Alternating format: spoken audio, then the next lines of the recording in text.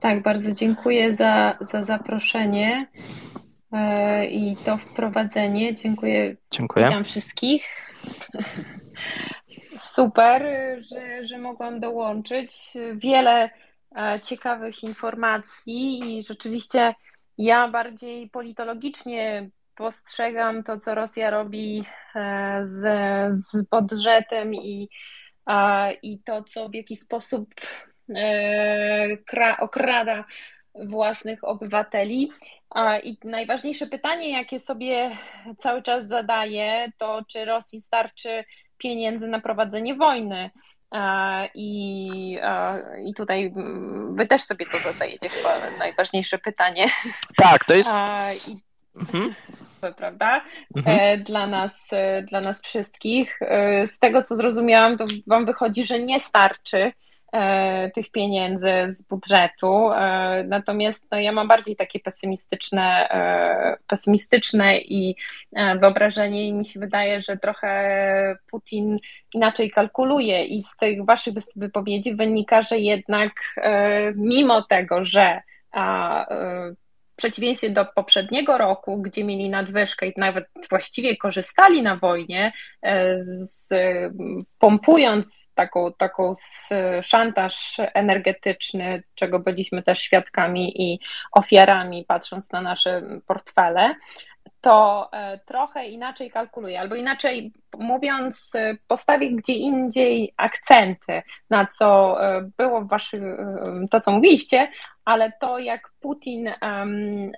Putin kalkuluje, to znaczy dla niego nawet wysychanie źródełka w budżecie albo minusowy budżet to nie jest problem. Może być czymś dziwnym w porównaniu z poprzednimi latami, gdzie oni zbierali sobie na tym specjalnym funduszu dodatkowe pieniądze, raczej przygotowując się na wojnę, bo rzeczywiście po pierwsze zbierali sobie kasę, odkładając na oddzielnym funduszu pieniądze. Poza tym prowadząc bardzo restrykcyjną makroekonomiczną politykę na wypadek właśnie takich kryzysów. Poza tym w ramach tego funduszu prowadzili od kilku lat dedolaryzację, jeżeli można to tak określić, wiedząc dobrze, że w sytuacji wojny albo kryzysu, bo być może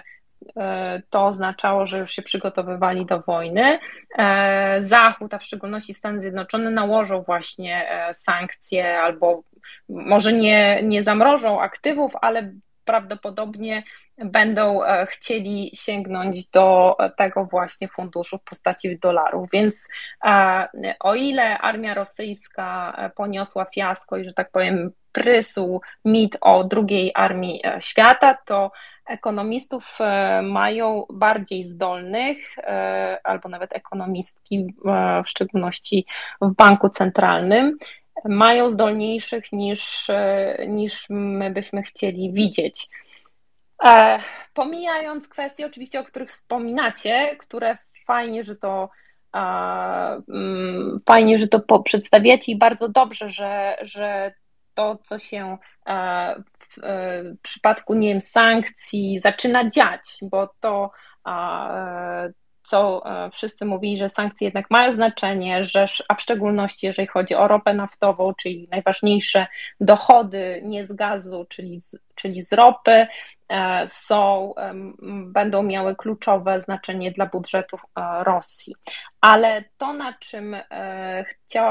co chciałabym zwrócić uwagę, to właśnie kalkulacje Putina. A kalkulacje Putina są takie, żeby po pierwsze elita była zadowolona, a ponieważ stracili dochody na Zachodzie, albo inaczej mówiąc, Zachód zamroził ich aktywa zagraniczne, czyli nie wiem, odebrał im wille, jachty, konta bankowe zostały zamrożone, to elita musi mieć wewnątrz Rosji jakieś marchewki albo profity, albo torty, które zostaną im rozdane. I tutaj też fajnie pokazaliście to, że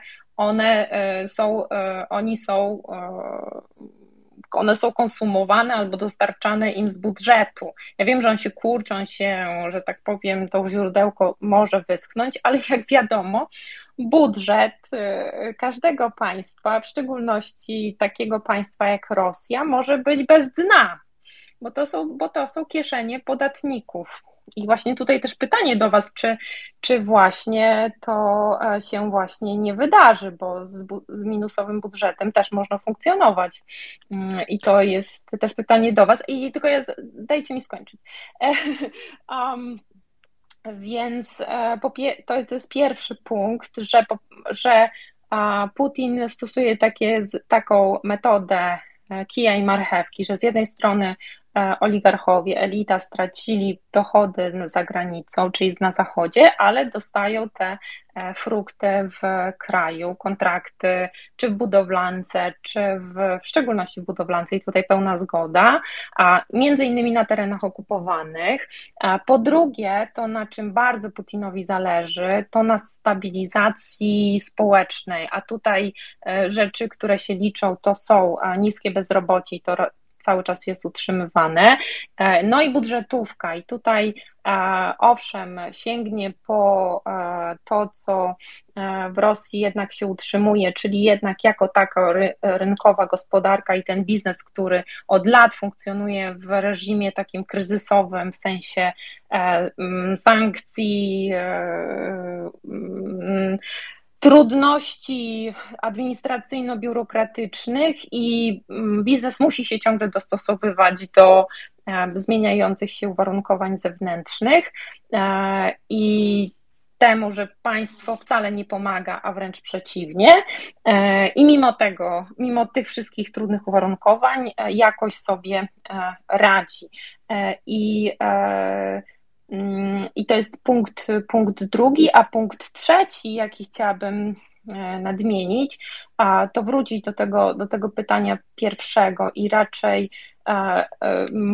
moja wątpliwość, którą Wy tutaj przedstawiacie, że Rosji skończą się pieniądze na wojnę, to mój pesymizm raczej jest taki, że Rosji przynajmniej na ten rok, a to jest moim zdaniem rok wyborczy dla Putina, te dwie pierwsze kwestie, czyli elita jest zadowolona, a społeczeństwo po pierwsze jest pod kontrolą, a po drugie nie jest zwalniane z przedsiębiorstw, a budżetówka, administracja, ludzie są usatysfakcjonowani, bo mają gdzie pracować, jest ważne, czyli jest stabilizacja społeczna, to z punktu widzenia elity jest stabilnie. I dlatego Putin może przejechać nie tylko gospodarczo, ale tak jakby polityczno-społecznie przez najbliższy 2023 rok, czyli najważniejszy rok dla niego, więc jak sobie porównuję potencjał tak całościowy Rosji i Ukrainy, to Ukraina jest w trudniejszej sytuacji, żeby prowadzić wojnę niż Rosja. To są moje kalkulacje i wrzucam tutaj kamyczek do dyskusji. Dziękuję. To ja jako prowadzący pozwolę sobie tutaj pierwszy wejść w pewną polemikę, bo tak, jeżeli chodzi, znaczy kilka rzeczy jak gdyby, żebyśmy mieli zgodność. Jeżeli chodzi o 2022 rok, to był jeden z lepszych lat, jeżeli chodzi o przychody Rosji, bo tak do połowy roku szczególnie, albo do jesieni, bo dzięki wysokim cenom surowców, czyli temu pewnemu szantażowi, który się koniec końców nie udał i opóźnieniu we wprowadzaniu sankcji, czyli mieliśmy najpierw te sankcje jakieś łagodne, potem następne i de facto dopiero sankcje na ropę weszły w grudniu, jeżeli takie prawdziwe. No i widzimy, co się stało w grudniu, tak mamy teraz początek marca, sankcje weszły 5, był okres karencji, a więc one tak naprawdę weszły od stycznia. No ale to już spowodowało bardzo duże problemy dla Rosji. Jeżeli one by weszły pół roku wcześniej, to pewnie bylibyśmy w innej sytuacji. No ale weszły jak weszły. No tutaj też trzeba brać pod uwagę, że Europa musiała się do nich przygotować. i poszczególne kraje, to no jeszcze musiał być konsensus, to nie było takie proste. A więc 2022 rok to był inny rok i często ekonomiści i eksperci zatrzymują się jak gdyby na połowie tego roku lub mają też dane, bo dane mają to do siebie, że często z opóźnieniem spływają, a szczególnie jeżeli ktoś ich nie śledzi, tak, nie siedzi, nie wiem, tam nie szpera, tylko polega na tym, co ktoś inny przygotował na różnego rodzaju raportach, analizach. No i są na przykład takie raporty, nawet teraz publikowane, gdzie tam dane się kończą na przykład we wrześniu. No to, no to co można o tym powiedzieć? No do września było ok, nie? No i można bardzo fałszywe wnioski z tego wyciągnąć, ale teraz mamy luty, marzec, a przez te 2 miesiące dosyć mocno się zmieniło, bo nagle z proficytu, tak jak pani profesor mówiła, no to zrobił się deficyt i to deficyt, którego jeszcze Rosja do tej pory nigdy nie widziała, bo to są historyczne wartości. Rosja nigdy nie miała takiego deficytu, jaki obecnie ma, była przyzwyczajona, miała oczywiście deficyt, natomiast no, jeżeli chodzi o odczyty miesięczne, no, nie było nigdy tak fatalnych odczytów, a to jest z jedną rzeczą związane. Nagle Rosja Znaczy musi oprócz ciągnąć jak lat gdyby 90. oprócz lat, tak, oprócz lat 90., ale tam też można by powiedzieć, że znaczy pytanie na ile tamte dane w ogóle były miarodajne, tak, jeżeli chodzi o deficyt i w ogóle to wszystko, co tam się działo, no to jak gdyby odetnijmy może. Mówię o tym powiedzmy za Putina, czy nawet już no za Putina, tak, czyli te ostatnie 20 lat, tak. Czy koniec lat 90. już też była tam poprawa. Niemniej zwróćcie na jedną rzecz uwagę, że tak fatalnych danych no Putin nigdy nie miał i to, co tutaj również stwierdzono, to przemówienie, które ono było strasznie nudne. Ja zrobiłem na ten temat bodajże 2 podcasty, jeden podcast na YouTubie, dyskutowaliśmy właśnie też na pokoju na ten temat.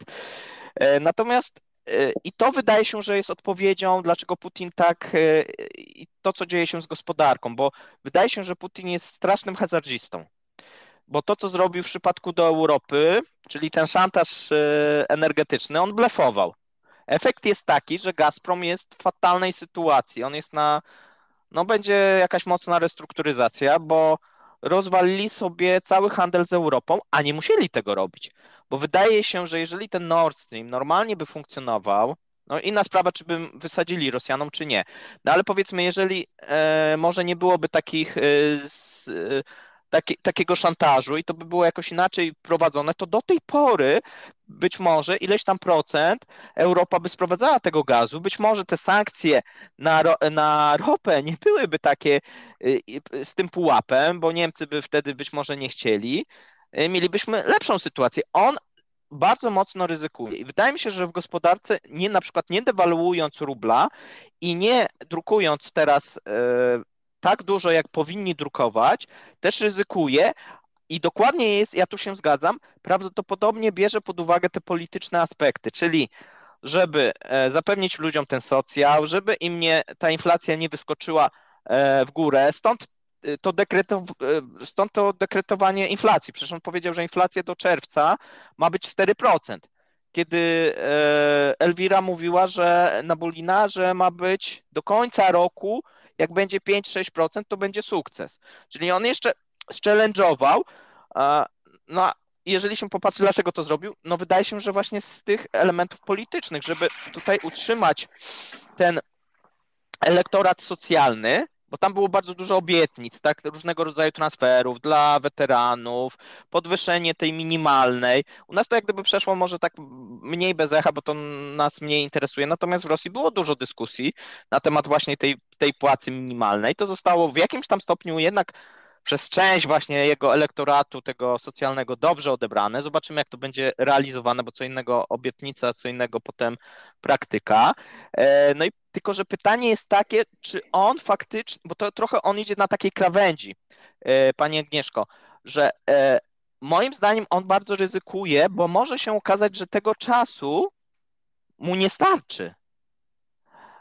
Dlatego, że tam jest naprawdę krucho, jeżeli chodzi o ten fundusz dobrobytu. Oni nie mają rezerw, mają to złoto. Tego złota nie da się tak szybko spieniężyć, a próba spieniężenia większej ilości złota będzie powodowała zapaść ceny rynkowej i może się okazać, że oni mają wybory w przyszłym roku, prawda?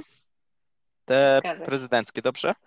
No to może się Mhm. okazać, że na przykład na jesieni albo na początku przyszłego roku będą mieli olbrzymią, ja planuję, że to nawet może być w połowie roku już się zaczną te momenty i oni będą mieli zapaść ekonomiczną.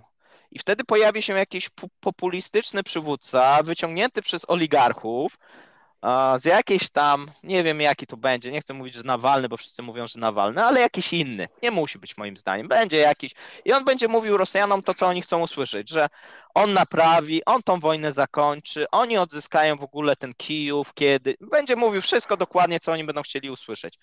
I on zostanie wymieniony na Putina. To jest moim zdaniem taka najbardziej prawdopodobna wersja.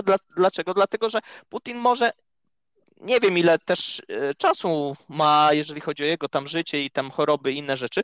Natomiast może się okazać, że on następnego roku nie dotrzyma, bo te problemy ekonomiczne, on bardzo tak jak gdyby ryzykownie je stawia, bo tak jak mówię, jeżeli oni by wcześniej kosztem właśnie tych politycznych, braku poparcia, być może jakimiś protestami, niepokojami, ale by wtedy mogli prowadzić tą wojnę. A teraz mają sytuację taką, że mają niskie ceny surowców, jak gdyby to jest trochę tak, zjeść ciastko i mieć ciastko, mają niskie ceny surowców i prowadzą wojnę. Czyli mają do wyboru albo przerwać tą wojnę i wtedy oni przetrwają, czy wycofają się, powiedzą, że tam No będą się nadal dobrze. zbroić i tak. Natomiast dzięki temu mogą przetrwać ekonomicznie, tak? Jakieś tam sankcje zostaną złagodzone, coś tam się wydarzy. Natomiast jak gdyby nie mogą mieć wszystkiego. A oni chcą, i właśnie to jest cały Putin, moim zdaniem. On próbuje, tak jak taki gangster, że ja tutaj idę na całość, tak? All in. I ja wygram. No i tu jest To od jest razu, typowa, że nie wygra. to jest typowa strategia Putina, znaczy działać reaktywnie i próbować zszokować przeciwnika i zobaczyć, jak on będzie reagował na daną sytuację. To jest typowe jego działanie. Typowa strategia, iść na eskalację i próbować zobaczyć, jak druga strona sobie z tym wszystkim poradzi. Najczęściej jego przeciwnikiem był Zachód, który był tym racjonalnym graczem, który już dla Ustępowo. dobra sprawy ustępował. To jest jasne. Tak, ale mamy pytanie pierwszy. ale ja mam pytanie, Proszę, proszę. Bo jeszcze uzupełniające. kapitan już chce. Bo jest, No, tak, proszę. ja wiem, że tutaj jest mnóstwo osób, które chcą zadać pytanie, bo Rosja Pani tutaj ma pierwszeństwo, proszę. Jest mnóstwo państw, które nie mają tego funduszu dobrobytu narodowego, które Rosjanie sobie gdzieś tam właśnie odłożyły na kubkę na wypadek, gdyby prowadziły wojnę, i mnóstwo państw, które żyją na deficycie. A jednak sobie radzą. Większość państw, my też jesteśmy na deficycie, chciałam powiedzieć. To prawda. I Stany Zjednoczone żyją na deficycie i wszystko nie ma prawda. załamania. I teraz A dlaczego? Rosja, która nagle stanęła. No i właśnie. Ale to odpowiedź jest prosta. Które z tych państw prowadzi wojnę? No, Stany Zjednoczone przez jakiś czas prowadziły wojnę. No, ale prowadzą taką wojnę, która gdzieś tam jednak drenuje te rezerwy, bo z całym szacunkiem, nie wiem, Afganistan, Wietnam, no nie powodował jakiegoś wielkiego, znaczy powodował jakiś tam wpływ, ale wielkiego uszczerbku nie powodował. W przypadku Rosji jest zupełnie inaczej. To jest raz. I drugi raz, te kraje wszystkie nie są izolowane, tak? To jest zupełnie moim zdaniem inna sytuacja. To trochę jakby teraz Iran czy Korea Północna przystąpiły do wojny. No i pytanie, jak długo sobie mogą pozwolić mieć sankcje i prowadzić wojnę. Ale rozumie pani? Ja też podwożę. To nie ma tak. Nie można prowadzić, mieć jak gdyby podwójne wydatki, no bo wojna generuje mniej więcej Rosji 2 razy więcej wydatków niż miała przed wojną. A teraz ma pani 2 razy więcej wydatków niż przed wojną i ma pani jeszcze mniejsze przychody. No to matematycznie się to nie składa. Można zaklinać rzeczywistość, można i można powiedzmy miesiąc, 2, 3, może pół roku, nawet może rok się uda z jakimiś tam różnymi trikami przeciągnąć, ale w którymś momencie to po prostu musi runąć. Oczywiście może się okazać, że na przykład jeżeli Rosja jeszcze przeciągnie to do roku, to na przykład na jesieni, nie wiem, Biden będzie miał wypadek, będzie inny prezydent, nie wiem, cokolwiek się innego zdarzy, jak to w życiu, ale to jest trochę takie liczenie na cud, jak moim zdaniem, ja cały czas to powtarzam. To nie jest, to, co Rosjanie robią, nie jest racjonalne, bo racjonalnym byłoby wycofanie się. Rosjanie nie są racjonalni, to prawda. Tak, ale no właśnie o tym mówię, to nie jest racjonalne, tak? Natomiast no, nie można prowadzić wojnę z mniejszymi dochodami, z pełną jakąś tam izolacją, z uciekającymi tymi najbogatszymi obywatelami. Teraz tak, mówiliśmy o tych oligarchach. Z jednej strony oni dostają, bo oni jeszcze tam dostali, tam Putin bardzo dużo robił w 2022, dlatego on trochę był taki rozgoryczony, bo wprowadził taką ustawę o ziemi i to było typowo pod oligarchów. To znowuż tam przeszło u nas bez echa, natomiast to umożliwia przede wszystkim dowolną dzierżawę przez nich i również zabieranie rolnikom ziemi, jeżeli nie jest uprawiana. I też się mówiło o tym, że Putin obiecał właśnie rozdawanie tej ziemi, które należy do Skarbu Państwa, bo oni mają tam oni mają 60%, tak? I to oligarchom zostało obiecane tam dosyć duże też profity właśnie, jeżeli chodzi o ten wewnętrzny rynek, natomiast coraz większe jest niezadowolenie jednak tych oligarchów. Nadal widocznie nie jest tak duże, żeby to spowodowało jakiś przewrót. Natomiast ja bym tego nie lekceważył, bo tutaj coraz mniej Putinowi zostaje możliwości do rozdania, a coraz bardziej on potrzebuje od nich, bo ostatnio tam się wściekał na którymś zebraniu, że oni muszą się opodatkować, nie może, że on ciągle im tam daje, a oni się nie dokładają i wszyscy muszą się dołożyć, nie tylko tak. I on tam mocno na to cisnął. Zresztą w tym przemówieniu też było dużo na ten temat tych oligarchów i był taki ukłon do Gubinki, że zobaczcie, jak tym zabrali, haha. Tak. Nie? To jest typowo populistyczne. My musimy zrobić oddzielny jeszcze pokój na ten temat. Dobra, zrobimy kiedyś podcast. Czekaj, Maciek, byłeś, to teraz mów. Ja już ciknę. Bardzo mi miło. Za dużo nie będę mówił, bo gardło mi siada. Miło mi też panią Agnieszkę poznać.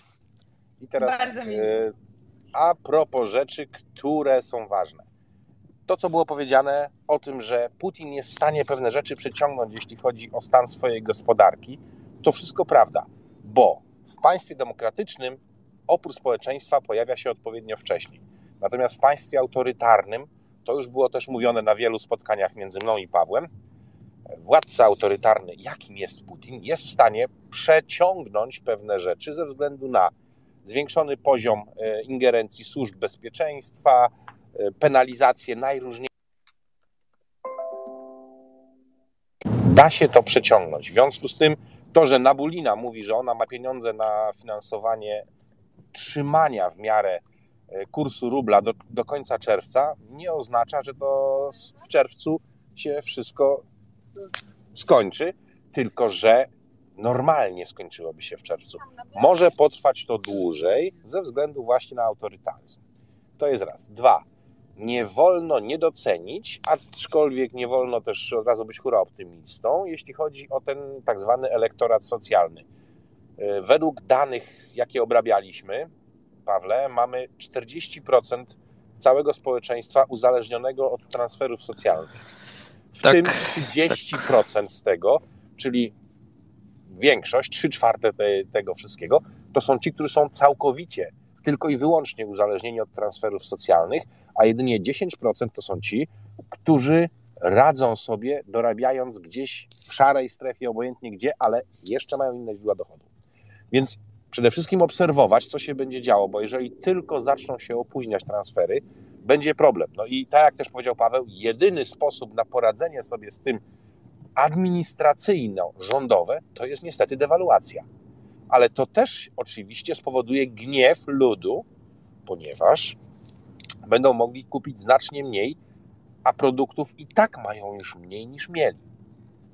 I to, czy to będzie klasa średnia o tym decydowała, czy też oligarchowie, no w tym wypadku to będzie jednak głos ulicy, bo będą tego widzieć najwięcej. Produktywność rolnictwa, tego indywidualnego i działeczek oczywiście będzie rosła, ale ona będzie się opierała przede wszystkim o ziemniaczki, kartofle ziemniaczki, kapustę, cebulę, plus ewentualnie jakieś tam kury, które sobie będą hodować, czy inne zwierzaki typowo mięsne, ale poza tym nie przeskoczą pewnych rzeczy, a przy braku transferów odporność tej głubinki zobaczymy, jak długo będzie w stanie zafunkcjonować. A przy regularnie spadającym obłożeniu produkcji tych firm, które nie zajmują się produkcją proobronną u Rosjan, też to będzie widać. Ponadto śmiałem się dzisiaj do rozpuku, jak ktoś zaczął pisać w jednym z komentarzy, że przecież my nie doceniamy Rosji, bo im się pieniądze nie skończą, a będą produkować coraz więcej uzbrojenia. I prawie powiedział prawdę.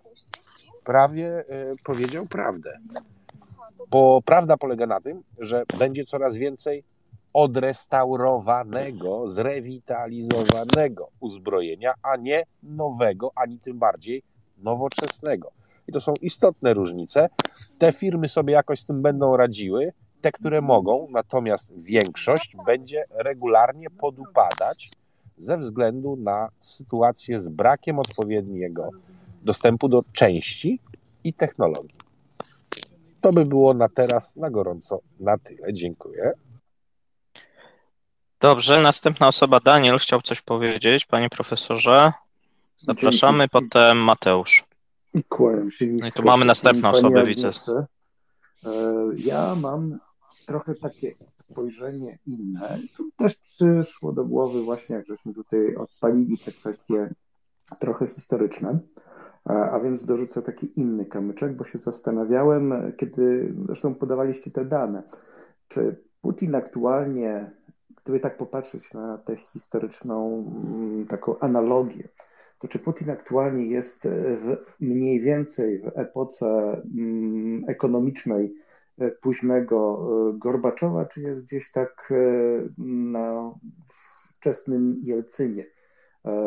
Chodzi o cały układ sił wewnętrzny, o możliwości państwa, o to, jakie środki można zaangażować i o to, na ile rzeczywiście on i jego cała ta infrastruktura jest zdolna do takiego wysiłku wojennego, w jakim on chciałby, żeby to państwo było. On widzi Rosję przez pryzmat Związku Radzieckiego. To widać, że ten facet ma po prostu kompletny skręt w kierunku tego, że Rosja jest potęgą, prawda, że historycznie sięgającą Związku Radzieckiego, tylko kompletnie przy okazji chyba nie dochodzi do niego, że on jest tylko Rosją, a nie Związkiem Radzieckim. W efekcie jego te problemy ekonomiczne i problemy z możliwościami tworzenia tej siły bojowej rozkładają się na zupełnie inną skalę.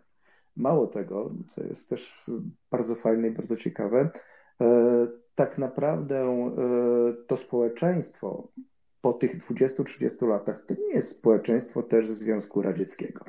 Więc ono ma inne oczekiwania. Mimo wszystko ono ma inny poziom, z którego zacznie spadać w dół. Ta smuta jelcynowska była ciężka dla Rosji, ale pamiętajmy, że Rosja w ramach Związku Radzieckiego po pierwsze była na tej zejściu tym takim w dół gospodarczo-społecznym cały czas. Mało tego, de facto Jelcyn and Consortes rozmontowali Związek Radziecki między innymi dlatego, że właśnie Rosja nie wkładała tych ogromnych środków finansowych w te państwa ościenne. A więc dla Rosji ta smuta to był moment, kiedy trzeba było przetrwać za wszelką cenę z nadzieją, że będzie lepiej. Teraz Putin nie może ich cofnąć do tej smuty, bo tą smutę jelcynowską ci ludzie pamiętają i nawet Gubinka, która prawda, idzie na tej kapuście i ziemniakach, ona się poświęca Między innymi dlatego, że ten wysiłek, także ten ludzki, czyli danie tych ludzi na wojnę, on przynosi im jakiś zysk.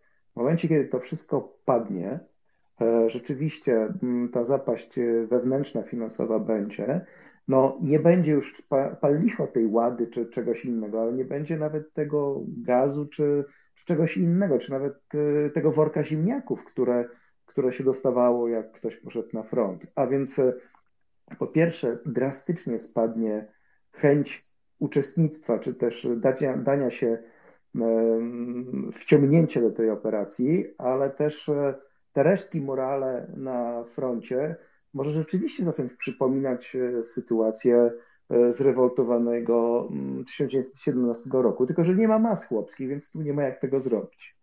Natomiast jeżeli patrzeć na te skuteczne działania rzeczywiście Rosji, to pamiętajmy, że i w czasach Jelcyna, i w czasach Gorbaczowa, w czasie tych zapaści ekonomicznych, Rosja była związana energetycznie z Zachodem.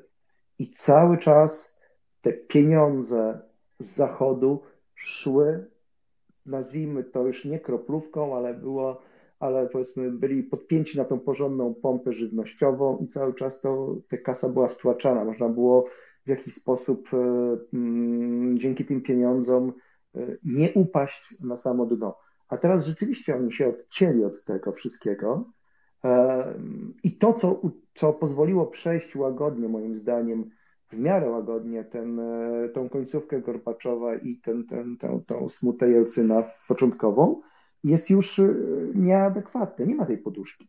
Więc Putin jest w sytuacji znacznie bardziej skomplikowanej ekonomicznie niż byli jego poprzednicy, ale on chyba tego kompletnie nie jest w stanie albo zauważyć, albo też jego doradcy nie są w stanie mu wtłoczyć to w głowę, no bo zasadniczo każdy z genseków wywodzący się z FSB albo powiązany z FSB miał realny ogląd sytuacji ekonomicznej. Od Andropowa poprzez Gorbaczowa, Jelcyna, wszyscy wiedzieli, co jest grane. Tutaj, prawda, ten nacisk na to, że my sobie poradzimy, jest chyba już taki katastrofalny. Znaczy, to jest takie pchanie się rzeczywiście do ognia jak ćma, licząc na to, że jednak poradzimy sobie. Więc nie wiem właśnie, czy bardziej jest to późny Gorbaczow, czy Jelcyn, ale tutaj mało tego, jeszcze jedną rzecz dorzucę.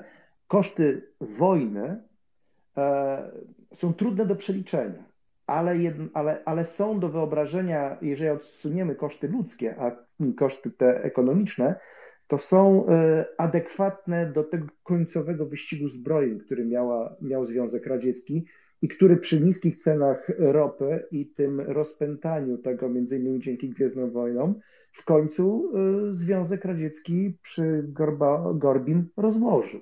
Więc te koszty można też jeszcze jakoś tam historycznie próbować sobie zebrać do kupy. Dzięki.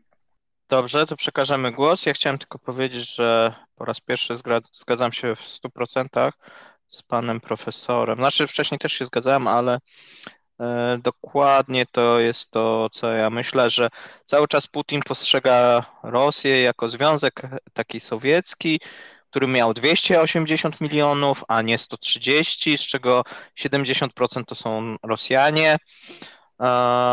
I on cały czas jak gdyby żyje troszeczkę tą przeszłością, zapominając, że jest zupełnie inny świat. Natomiast ja będę robił taki odcinek na temat rosyjskiej autarkii i tam jest jedna rzecz bardzo ciekawa, bo żeby gospodarczo Rosja sobie poradziła, i to jest jedno z założeń też takich ekonomicznych, musi zbudować makroregion, czyli różnego rodzaju kraje, które będą współpracować z Rosją. Czyli z jednej strony oczywiście tam Chiny, Indie można powiedzieć, ale to nawet nie o to chodzi, czyli bardziej kraje, które będą gdzieś uzależnione, co jak gdyby można czytać odbudowę Związku Radzieckiego i tych krajów satelickich, bo wtedy ten model, który gospodarczy Rosjanie gdzieś tam próbują teraz stworzyć, mógłby mieć sens, no ale przy obecnej globalnej gospodarce to nadal To jest jak utopia, ale o tym będzie jak gdyby następny materiał. Dobrze, Mateusz, teraz ty, a potem Marcin i następne osoby. Ja chciałem tylko nawiązać do wypowiedzi pani Agnieszki, bo padło twierdzenie, że pani ma bardziej pesymistyczne na to spojrzenie i że Putinowi starczy pieniędzy na pewno na 2023 rok. I tutaj ja się z panią w 100% zgadzam, że może mu starczyć pieniędzy na 2023 rok, bo on jeszcze wiele rzeczy może zrobić, żeby tą wojnę przeciągnąć. Powiem nawet więcej. Ukraina nie może liczyć na zapaść ekonomiczną Rosji, tylko swoją wolność będzie musiała wywalczyć najprawdopodobniej na froncie, bo te rzeczy, które my opisujemy, one mają przesunięcie w czasie. I tak naprawdę pierwsze sankcje na ropę, ja opisywałem artykuł, pisałem w październiku, gdzie tak naprawdę realnie zaczęły one działać, powiedzmy pod koniec stycznia widzieliśmy pierwsze dane. Więc na przykład to, co ja robię, czym zajmuję się hobbystycznie, to jest opisywanie wszystkich tych elementów, które się obecnie wydarzają w Rosji, natomiast te przesunięcie czasowe jest bardzo późne i ja nawet patrzę nie z perspektywy wojny na Ukrainie, jeżeli opisuję te rzeczy, tylko z perspektywy tego, co się będzie działo z Rosją już po tej wojnie. Czy będzie miała na tyle możliwości, żeby się odbudować? Jakie będzie stanowiła zagrożenie dla nas? Czy będzie w stanie zbudować sobie ponownie taką poduszkę finansową? Więc ja bardzo rzadko udzielam się w kwestii wojny. Często jak ktoś pisze jak długo wystarczy Putinowi kasę, ja zawsze mówię, że nie wiem, ze względu na to, że nie wiem, bo tak jak tutaj wspominali przedmówcy, jeszcze on może zrobić bardzo wiele rzeczy. Jeszcze może sięgnąć po oszczędności ludziom na konta, jeszcze może wydrenować oligarchów, może upłynnić złoto. I tak naprawdę tych elementów, gdzie on jeszcze może wyciągnąć te elementy, jest bardzo dużo. Natomiast najważniejsze dla mnie pytanie jest, a co potem? Jak Tak, tylko sytuacja będzie Mateusz, wyglądała po wojnie, nie? jeszcze musisz zawsze dodawać, że te wszystkie rzeczy, które mu zostają mu coraz takie bardziej reżimowe, coraz bardziej takie młodzieżowo się, znaczy teraz to już chyba nie młodzieżowo, ale kiedyś się mówiło hardkorowe, no bo zabranie ludziom oszczędności, dewaluacja, no to są takie, które będą prowadzić do pewnych rzeczy, których w 2022 nie widzieliśmy, czyli niepokoje. Tak, no, to prawda. I nie wiesz, jak to się potoczy, no bo zdewaluujemy rubla. Niby spoko, pewnie dałoby się tam jakoś tych ludzi tą służbą bezpieczeństwa jakoś zdyscyplinować, ale czy się da? Wiesz, ja tego nie wiem. No to są takie pytania, na które my nie umiemy odpowiedzieć, tak? Co się stanie, jak rubel będzie, znaczy dolar będzie na przykład znowuż po 120 rubli? Nie wiem. Co się stanie, jeżeli inflacja będzie w stylu 30-40% pójdą drogą turecką? Nie wiem.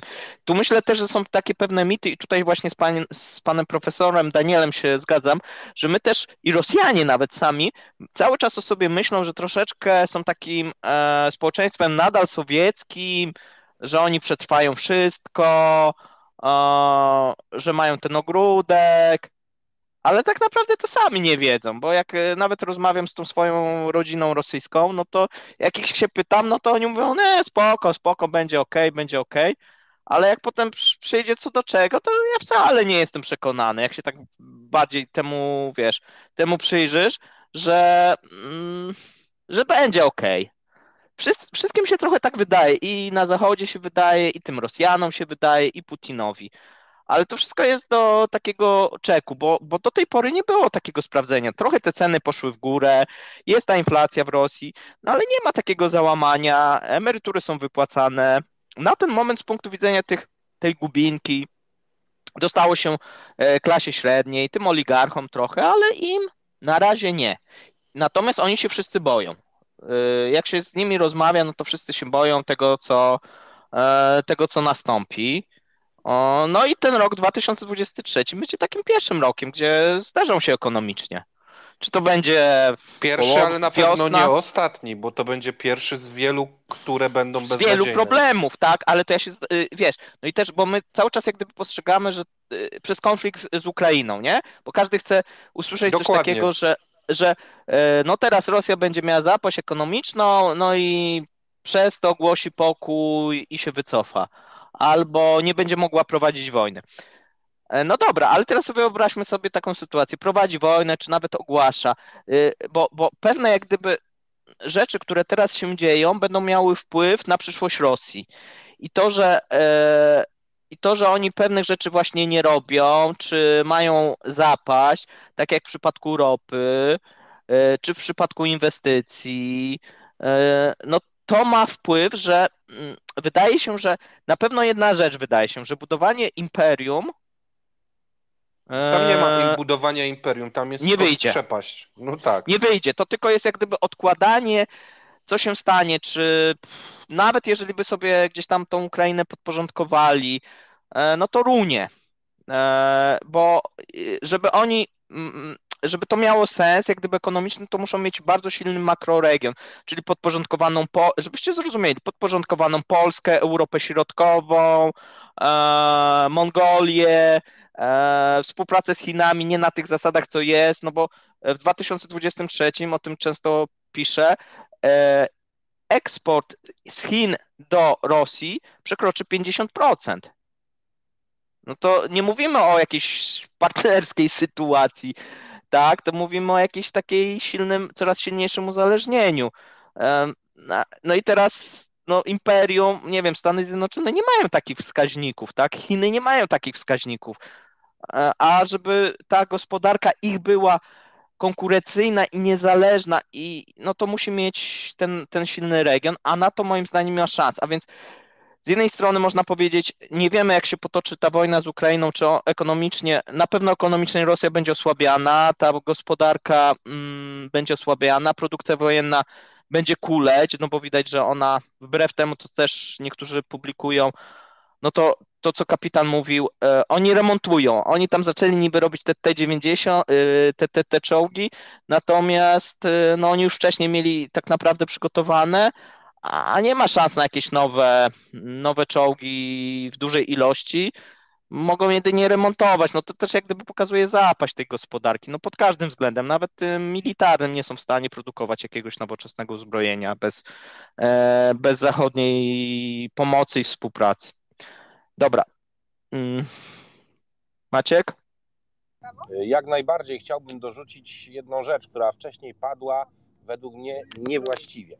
Powiedziane zostało, że ten Fundusz Dobrobytu powstał po to, by oni mogli finansować wojnę. Absolutnie nie. Tak, Założenia tego całego funduszu były inne. To miała być kopia rozwiązania norweskiego, żeby pokazać, w pewnym momencie to było też przy wyborach wykorzystane, żeby pokazać, że jest troska o naród i jego przyszłość. I to miało być to miało być właśnie z tych wszystkich bogactw naturalnych tworzone i fundowane. I w tym momencie, kiedy oni muszą dla zbilansowania budżetu używać tego funduszu, to jest wielka porażka całego tego planu.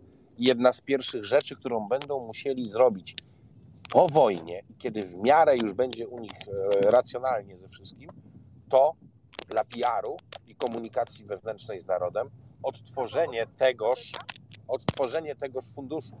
I to wcale nie będzie łatwe i to zabierze im i czas, i odpowiednio dużo pieniędzy, i odpowiednio duży to będzie strumień tych wszystkich bogactw, których będą musieli do tego użyć. Więc to, że go używają teraz, jest jak najbardziej PR-ową takiego rozmiaru, jeśli chodzi o rząd rosyjski, a wiadomo, w tym momencie chodzi o Kreml. Tak, bo tam jest jedna rzecz, zaraz Marcin, dam Cię do głosu. Chciałem tylko jeszcze jedną rzecz dodać. Wydaje mi się, że bardzo istotną, bo to, co Maciek powiedział, to był fundusz emerytalny, wzorowany faktycznie na tych zachodnich koncepcjach.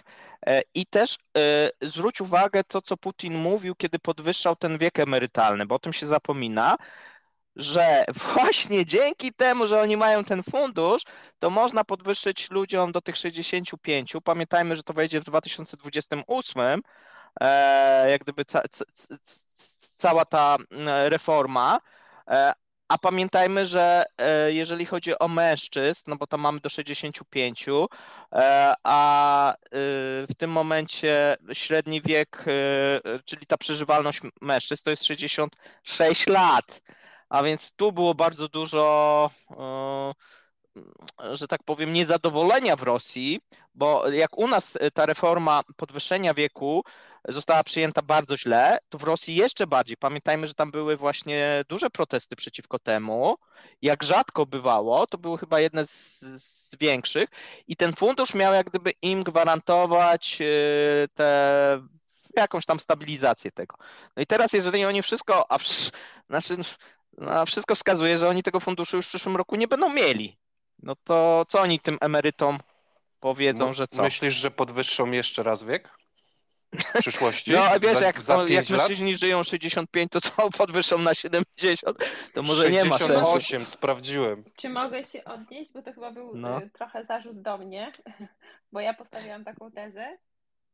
Nie, chyba nie. No ogólnie było raczej... Nie, ja przynajmniej nie odebrałem jako zarzut. Powiedziała, że to nie był zarzut, tylko niewłaściwe może słownictwo. Nie, czyli jednak zarzut. Postawiłam taką tezę i będę ją podtrzymywać, dlatego że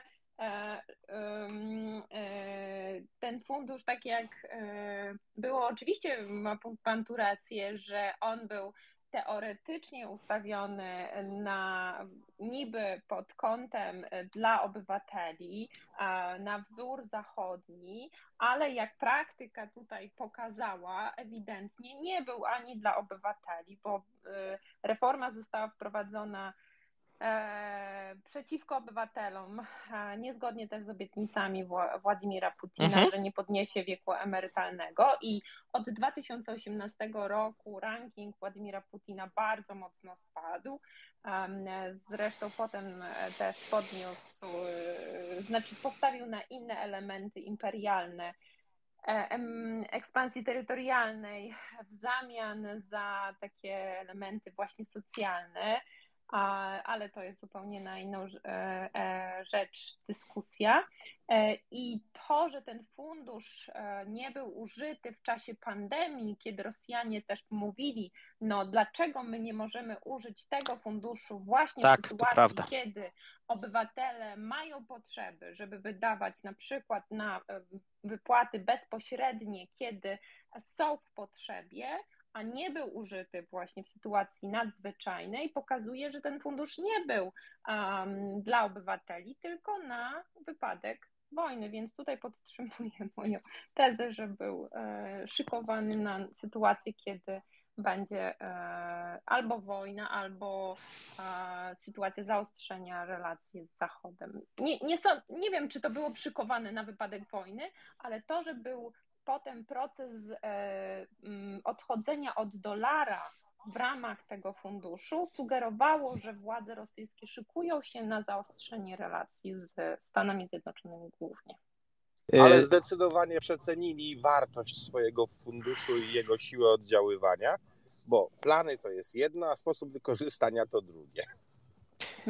A tytułem jeszcze tak wyjaśnienia odnośnie tego wieku emerytalnego w Rosji, to w 2028 wejdzie te 65 lat dla mężczyzn i 60 dla kobiet, ale dla kobiet to wejdzie w 2034, z tego co pamiętam, tak? Ktoś jeszcze może oczywiście to sprawdzić. Bo oni troszeczkę mają, teraz mają bardziej główny problem z tymi kobietami, bo te kobiety dłużej żyją, ci mężczyźni faktycznie bardzo krótko żyją, głównie przez różnego rodzaju choroby i ten alkoholizm, który wydawało się, że jeszcze 10 lat temu, że został zatrzymany, a teraz wszystko wskazuje, że to była fikcja i to, co Rosjanie publikowali. Zresztą zrobiłem też materiał i pewnie będę puszczał podcast na ten temat, bo dane medyczne cały czas pokazują, że oni mają głównie z tym problem, tak. Mają też oczywiście inne problemy te. Natomiast wszystko wskazuje, że te pieniądze oni wydadzą i nie mają jak gdyby żadnego zabezpieczenia dodatkowego dla tych ludzi, a mają pamiętajmy jedną rzecz, że oni mają jeszcze bardziej niekorzystny stosunek osób, które nie pracują, do osób, które pracują, bo tam ponad połowa ludzi nie pracuje, a mniejsza połowa pracuje na tych, co nie pracują. Więc to jest jeszcze gorzej niż u nas. Na ten moment przynajmniej. A teraz jest jeszcze gorzej. Dlaczego? No dlatego, że spora część osób wyjechała, część zginęła na tej Ukrainie też, a więc to są następne ubytki, które będą im na następne lata, no bo to są najczęściej młodzi mężczyźni, którzy nie założą rodzin i nie będzie z tego dzieci, a więc No to też i będzie problemem. pracownicy z Azji Środkowej nie przyjechali. Tak, ale wiesz, no oni mogą teoretycznie gdzieś tam się odbudować, jakby się tam polepszyło w Rosji, nie? Teoretycznie. To też jak gdyby pewnie nie nastąpi. Dobra, słuchajcie, oddajmy głos, proponuję tutaj też słuchaczom, żeby nie było tak, że tylko my rozmawiamy. A więc Marcin,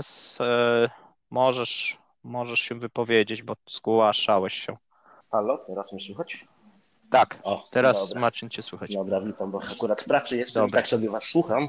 Bardzo fajnie. Tutaj chciałem się z panią Agnieszką zgodzić, że moim zdaniem faktycznie ten fundusz był robiony na wypadek wojny. Tak mi się wydaje, bo Rosjanie, jeżeli coś mówią, że jest na coś, to znaczy, że nie jest. Także tutaj mi się wydaje, że tutaj pani... Okej. Także mi się wydaje, że tutaj akurat pani Agnieszka miała w tej kwestii rację. A chciałem taką pewną tezę zawrzeć, ponieważ ostatnio oglądałem materiał o Andromedy i mnie bardzo zintrygowała jedna wypowiedź pana Gierkina, jak rozmawiał ze swoim rozmówcą i poszło tam pytanie na temat, że Gazprom zakłada swoją własną prywatną firmę wojskową. No i tam się zaczęła Tak. delikatna rozmowa właśnie na ten temat. Panowie zaczęli tak dziwnie, pokracznie mówić. No i potem Gierkin się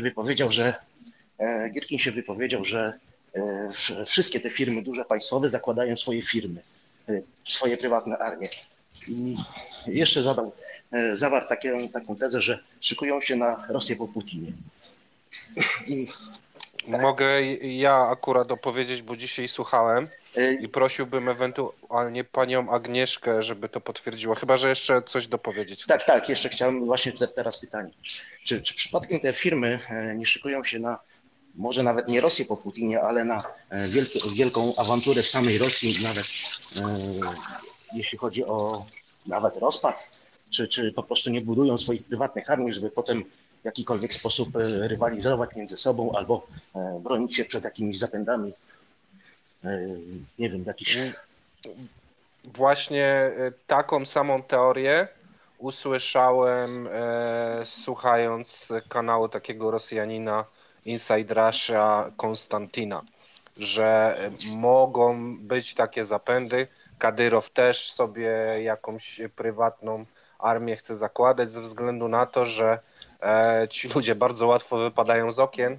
Jednak kto w tej wielkiej zawierusze będzie miał jakąś formę prywatnej ochrony, ten to może przetrwać, ale to tutaj myślę, że pani Agnieszka będzie wiedziała najlepiej, bo to są kwestie polityczne. Jeżeli pani wie, to bym prosił o zabranie głosu. Jeszcze tylko małe pytanie do Pawła, bo tutaj jest taka kwestia, bo pani Agnieszka tu zawarła tezę, że można na przykład być dłużej na minusie, tak jak na budżecie. No i faktycznie można tam kombinować, tylko że jak Putin będzie przyciągał, to tak jak ty mówiłeś, że będzie coraz wyższa góra, z której będzie trzeba skoczyć. I jak tak przyciągnie, to co się może takiego stać właśnie, czy z budżetem potem na przykład za 2 lata, za 3, za 4 lata, w jakiej będą sytuacji? Dziękuję. Paweł, to do ciebie było, bo Tak? było, że Paweł. Tak, to może... To najpierw pani Agnieszka. Tak. Tak, Gierkin jest w ogóle ciekawą postacią. On wypowiada często takie bardzo krytyczne opinie w ogóle o samym Putinie i to, że go jeszcze nie zdjęli, to jest ewenement, tak powiem. Dlatego, że zwykle takie osoby są szybko eliminowane i się ich pozbywa, się takich osób w ogóle pozbywa. To, że wyskakują z okien samoistnie, to jest jedna rzecz, ale ja traktuję tę figurę jako swego rodzaju reprezentanta tak zwanych Z-patriotów, czyli osobę, która może wypowiadać się publicznie o tym, być reprezentantem tych takich nacjonalistów w Rosji, którzy uważają, że trzeba by było bardziej przykręcić jeszcze śrubę w wojnie rosyjskiej wobec Ukrainy i pozwala sobie na więcej, albo władze pozwalają mu na więcej wobec samego Władimira Putina, którego generalnie nie powinno się krytykować tak bezpośrednio, albo w ogóle podważać systemu. I tworzenie takich armii paramilitarnych, w ogóle podważanie tego systemu, bo w ogóle ugrupowania paramilitarne są nielegalne, poza w ogóle grupa Wagnera sama też nie jest legalna, ona funkcjonuje poza systemem prawnym rosyjskim, jest nawet niezgodna z konstytucją i ma to swoje uzasadnienie, żeby Rosja nie występowała, nie była odpowiedzialna, władze rosyjskie, żeby nie były odpowiedzialne na arenie międzynarodowej za zbrodnie wobec różnych narodów, nie tylko ukraińskiego, ale oczywiście w Afryce czy w Syrii i tak dalej, i tak dalej. Więc ja bym na razie nie doszukiwała się jeszcze jakiegoś poszukiwania groźby wobec samego Władimira Putina, raczej bym szła w kierunku tego, że pozwala się, sam Władimir Putin pozwala na budowanie takiego wizerunku albo takich osób jak właśnie wspomniana przeze mnie figura, on prowadzi takie rozmowy właśnie w piwnicy, żeby zbierać albo identyfikować osoby, które wokół niego się grupują, a później służby chętnie takie postaci wyłapują po to, żeby je obserwować na razie, albo właśnie takie ugrupowania, czy też grupy paramilitarne móc zidentyfikować i śledzić, żeby ich po prostu później móc wyeliminować, jak przyjdzie pora na to, że jeżeli będzie rzeczywiście coś się działo, bo na razie Władimirowi Putinowi udaje się utrzymywać lojalność elity, kontrolować sytuację, ale to może oczywiście się zmienić w tych okolicznościach, o których tutaj rozmawiamy. No, jeżeli coś się zacznie dziać w społeczeństwie, co na razie ja nie widzę takich oznak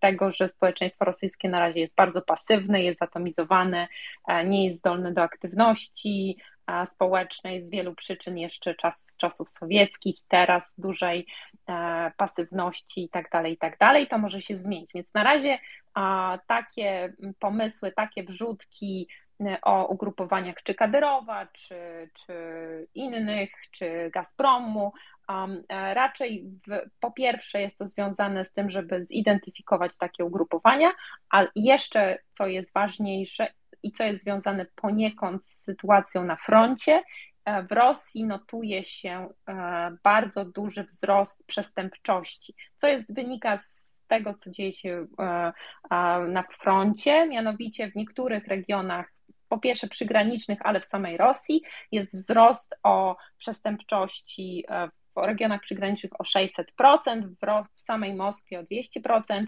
przestępczości ogólnej. Ludzie po prostu mają dostęp do broni i w ogóle różne traumy się wiążą z tym, że było się na froncie, wróciło się z frontu i tak dalej.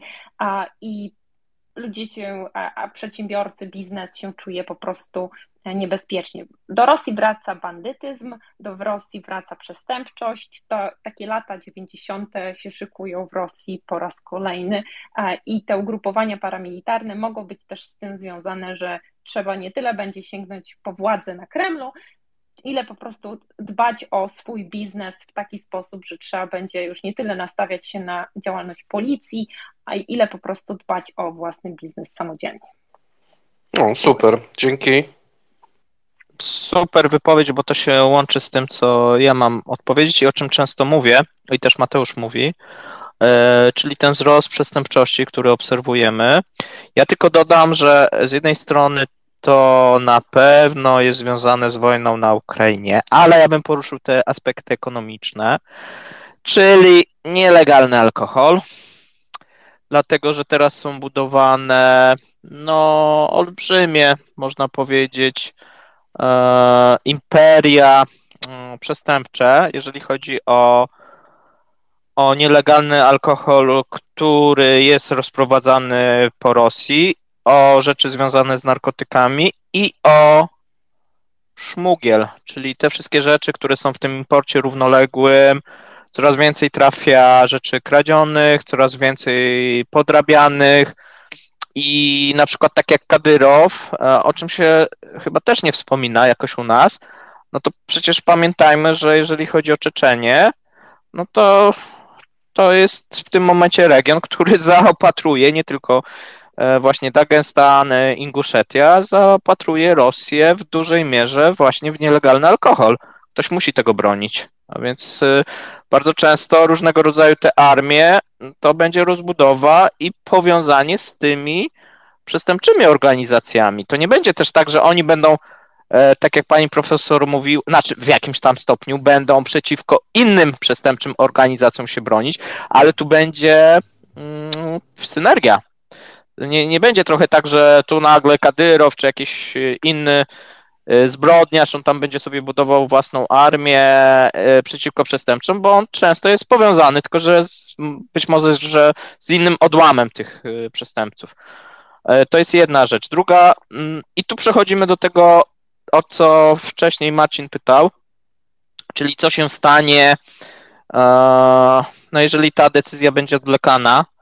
No wydaje się, że do tej pory można było to próbować kontrolować, a taka odwlekana decyzja powoduje to, że ta reakcja jest niekontrolowana. Nie wiemy, co się stanie. No trochę tak jak uwolnienie inflacji, nie wiem, w Niemczech, tak, no i hiperinflacja. Tak, to co mieliśmy w latach 90. właśnie w Rosji, tak, tą smutę, kiedy Rosjanie poszli troszeczkę na taki żywioł z różnymi rzeczami. No i niedobrze to wspominają, no i tu będzie podobnie. Trudno mi powiedzieć, jak to będzie, natomiast no, to też jest właśnie ten element, który tutaj był dodany, czyli ta budowa tych przestępczych fortun. No i teraz masz taką sytuację, pracujesz gdzieś, przychodzisz do swojego pracodawcy, on mówi, wiesz co, ale w tym miesiącu ja nie będę miał, bo ja bankrutuję, nie mam ci wypłacić, idziesz do sklepu i masz taką stagflację, tak, czyli masz recesję, twój pracodawca bankrutuje, idziesz do sklepu, wszystko jest droższe, bo masz galopującą inflację, no i teraz masz do wyboru, trzeba jakoś przeżyć, no to na przykład idziesz do tej grupy przestępczej, no różne takie rzeczy będą, no to będzie, i to będzie bardzo groźne dla Europy, o tym też się nie mówi, bo wydaje się, że te grupy przestępcze, które teraz zbudują się na Rosji, na osłabionej, która jest zajęta wojną, a w Rosji obecnie najłatwiej jest stworzyć te takie imperia właśnie przestępcze i nie tylko, że jest dostęp do broni, ale są jak gdyby możliwości takie ekonomiczne, bo nie ma kto tych ludzi ścigać, nie ma tutaj tak naprawdę żadnego aparatu bezpieczeństwa, pomimo że mamy wzrost, a wszystko idzie na wojnę. A najwięcej będzie można zarobić na ten moment na tych nielegalnych rzeczach. No jeżeli ktoś sprowadza, nie wiem, nielegalne samochody do Rosji, przez Armenię, Gruzję, no przecież to są jakieś olbrzymie pieniądze, dla tych oczywiście grup, bo w przypadku budżetu Rosji no to nie ma jakiegoś znaczenia. Takie zresztą ciągle powtarzałem, że ten import równoległy, nawet ten nielegalny, nie ma jakiegoś wielkiego znaczenia, natomiast spowoduje zbudowanie jakichś olbrzymich takich mini fortun. I potem co ci ludzie, jeżeli zbudują takie imperium przestępcze, no będą chcieli rozbudowywać. A gdzie będą rozbudowywać? Z jednej strony oczywiście na te kraje Związku Sowieckiego, natomiast gdzie są pieniądze? W Europie. Więc musimy się liczyć ze wzrostem przestępczości, która będzie pochodziła z Rosji. I z Ukrainy, bo też sobie powiedzmy, że na Ukrainie też nie będzie lepsza sytuacja. Tam również też różnego typu takie sytuacje będą występować, o czym też się nie mówi, no ale to jest oczywiste. Można słówko jeszcze do tego? Pewnie. No, kwestia jest jeszcze jednej rzeczy. Pamiętajmy, że większość tych dużych mafijnych struktur cały czas była kontrolowana przez FSB. Zakładana, kontrolowana, prowadzona, ponieważ one służyły Część. jako Może operacja wszystkie to... No ale nie, mówię o tych wielkich. O wielkich tych mafiach, takich naprawdę znaczących, które mają rozbudowane struktury właśnie na kierunku europejskim i tak dalej, bo one były polem operacji służb specjalnych, więc bardzo możliwe jest, że nadal tak naprawdę jest to jeszcze jedna z opcji, jeżeli chodzi o służby, budowania zaplecza na wypadek problemów społecznych. Dlatego, że ta święta zasada ticiuszków, które można wykorzystać przy buntach społecznych, przy problemach, zwłaszcza gdzieś nie poza wielkimi miastami, gdzie można wykorzystać tą siłę. Przy okazji jeszcze też bardzo możliwe, że przy tym napięciu, które będzie, tu Rosja nie jest w stanie zrobić sobie tego samego manewru, który znowu robił Związek Radziecki. Znowu tutaj analogia historyczna. Rosja po zakończeniu wojny na Ukrainie to nie będzie Rosja po wygranej wojnie II światowej, biorąc pod uwagę skalę strat społecznych i odbudowy, bo tamten system był systemem absolutnym i już był systemem łagrów i wszechmocy tych służb. Teraz nie wpakuje się tych ludzi do łagrów, czy też w jakiś inny sposób nie zamknie ich do obozów pracy, by zmusić ich do odbudowy państwa. Nie ma szans. Inna siła, inne warunki. Stąd jakakolwiek próba zapanowania nad tą taką tą wojną wewnętrzną może pójść w zupełnie innym kierunku. Może nie tyle będzie to budowanie rzeczywiście jakichś takich zespołów, które mają kogoś chronić, co zabezpieczenie po prostu interesów na okres smuty. Jednym słowem, prywatne armie, prywatnych warlordów, może nie tyle walczące o podział Rosji, bo to będzie bardzo trudne, ale mające przetrwać do momentu, kiedy nowy władca ustali zasady, znowu nastąpi podział łupów i każdy ze swoimi siłami w ten czy w inny sposób wpasuje się w ten system. Czy można pokusić się od pana Marka, czy można pokusić się o szacowanie dziury budżetowej i spadku PKB, jeśli taki będzie na cały 2023 na podstawie dotychczasowych danych? Trudno to zrobić, natomiast na razie, jeżeli patrzymy tylko na te dane, no to idzie na 300 miliardów dolarów. I drugie pytanie, jaki impact może mieć cło USA na aluminium?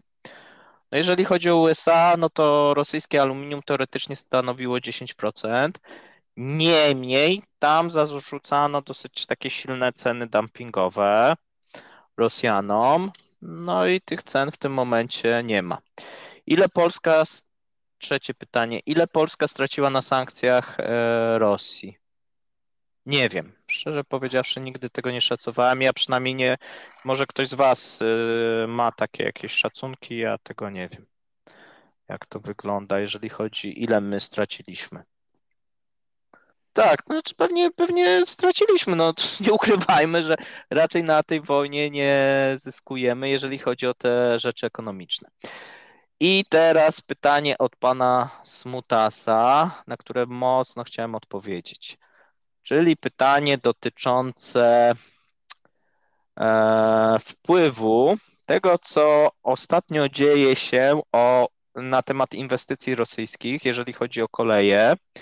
I tu było pytanie nie tyle o tym, co było najwięcej, czyli o tej kolei transsyberyjskiej i Obamie, tylko na temat rozwoju tej infrastruktury lądowej w stosunku do tych północnych regionów, a w szczególności możliwości rozbudowy północnej drogi morskiej, bo o tym sobie dosyć dużo mówiliśmy. Natomiast ja faktycznie nie wspominałem o czymś, co miało być, to jest od 2016 już prowadzone, dosyć duży projekt, jeżeli chodzi o możliwość Rosji do budowania takiej szerokotorowej północnej kolei.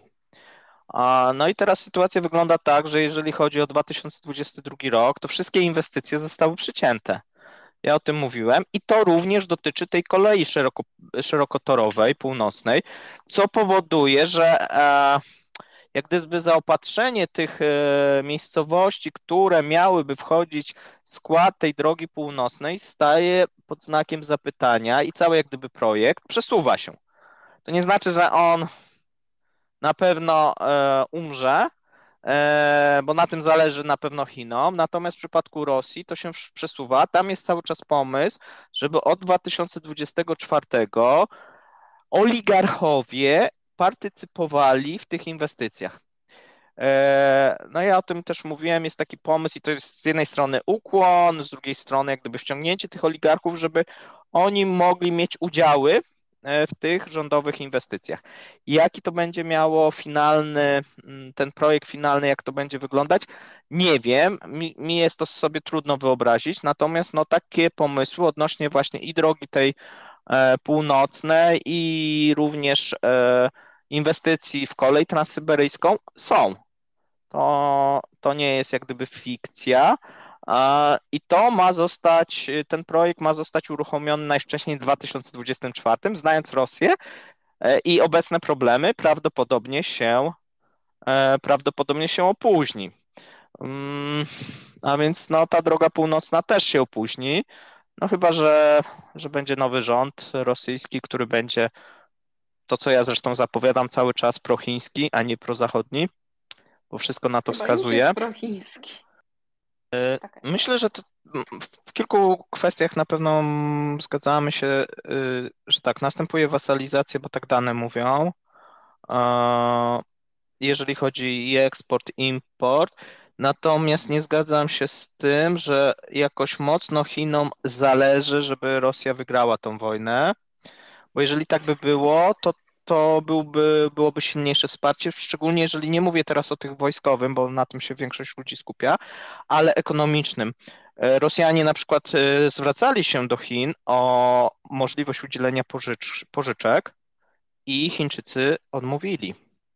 Dlatego oni muszą teraz ten dług wewnętrzny, który robią, oni opierają na długu wewnętrznym, czyli powiedzmy budżet państw, rząd pożycza od banku, nie od banku, tylko od banków, pożycza od korporacji, wypuszczając właśnie obligacje, jakieś inne rzeczy, ale nie wypuszcza tych obligacji na zewnątrz, co jak gdyby proponowali Chinom i Chiny nie chciały w tym uczestniczyć. Więc to jak gdyby też pokazuje, że z jednej strony, znaczy to jest tak, nie chcą, żeby Rosja się faktycznie jakoś bardzo mocno przegrała czy osłabiła i nie będą robić nic w tym kierunku, ale z ich punktu widzenia im zależy, żeby szczególnie ten następny rząd nie był prodemokratyczny i prozachodni i na ten moment moim zdaniem są na dobrej drodze, bo uważam, że następny rząd rosyjski nie będzie prozachodni, bo ja sobie tego nie wyobrażam.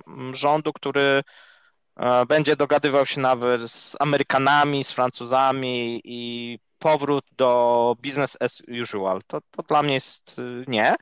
Uważam, że będzie właśnie prochiński i te rzeczy, które teraz zostały zapoczątkowane, one będą po prostu silniejsze i w tym wypadku Chiny będą przy następnym rządzie, który będzie bardziej spolegliwy, jeszcze bardziej zwasalizowany, będą chciały wtedy inwestować.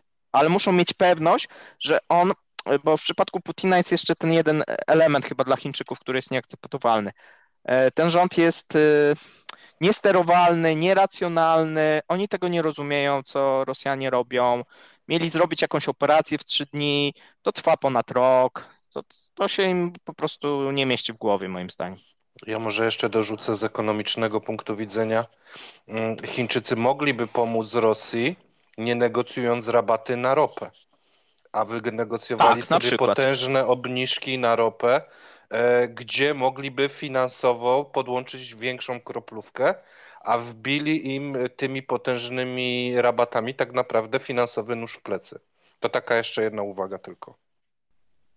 No właśnie, więc próbują, ponieważ ten rząd Oni nie grają na usunięcie tego rządu, tylko jeszcze większe pokazanie, żeby uzależnić Rosję, jeżeli w ogóle idąc tym tropem, który tutaj, o którym rozmawiamy, że Rosja pogłębia swoją zapaść gospodarczą, to tylko jeszcze bardziej więc nie jest w interesie Chin pomaganie jeszcze większe Rosji, bo jeżeli by pomagali wcześniej, to rosyjski rząd byłby bardziej knombrny, a Chiny jeszcze mają kilka interesów albo kilka części tego tortu rosyjskiego do odgryzienia, chociażby Arktyka, gdzie Rosjanie jeszcze się opierają Chińczykom, żeby oddać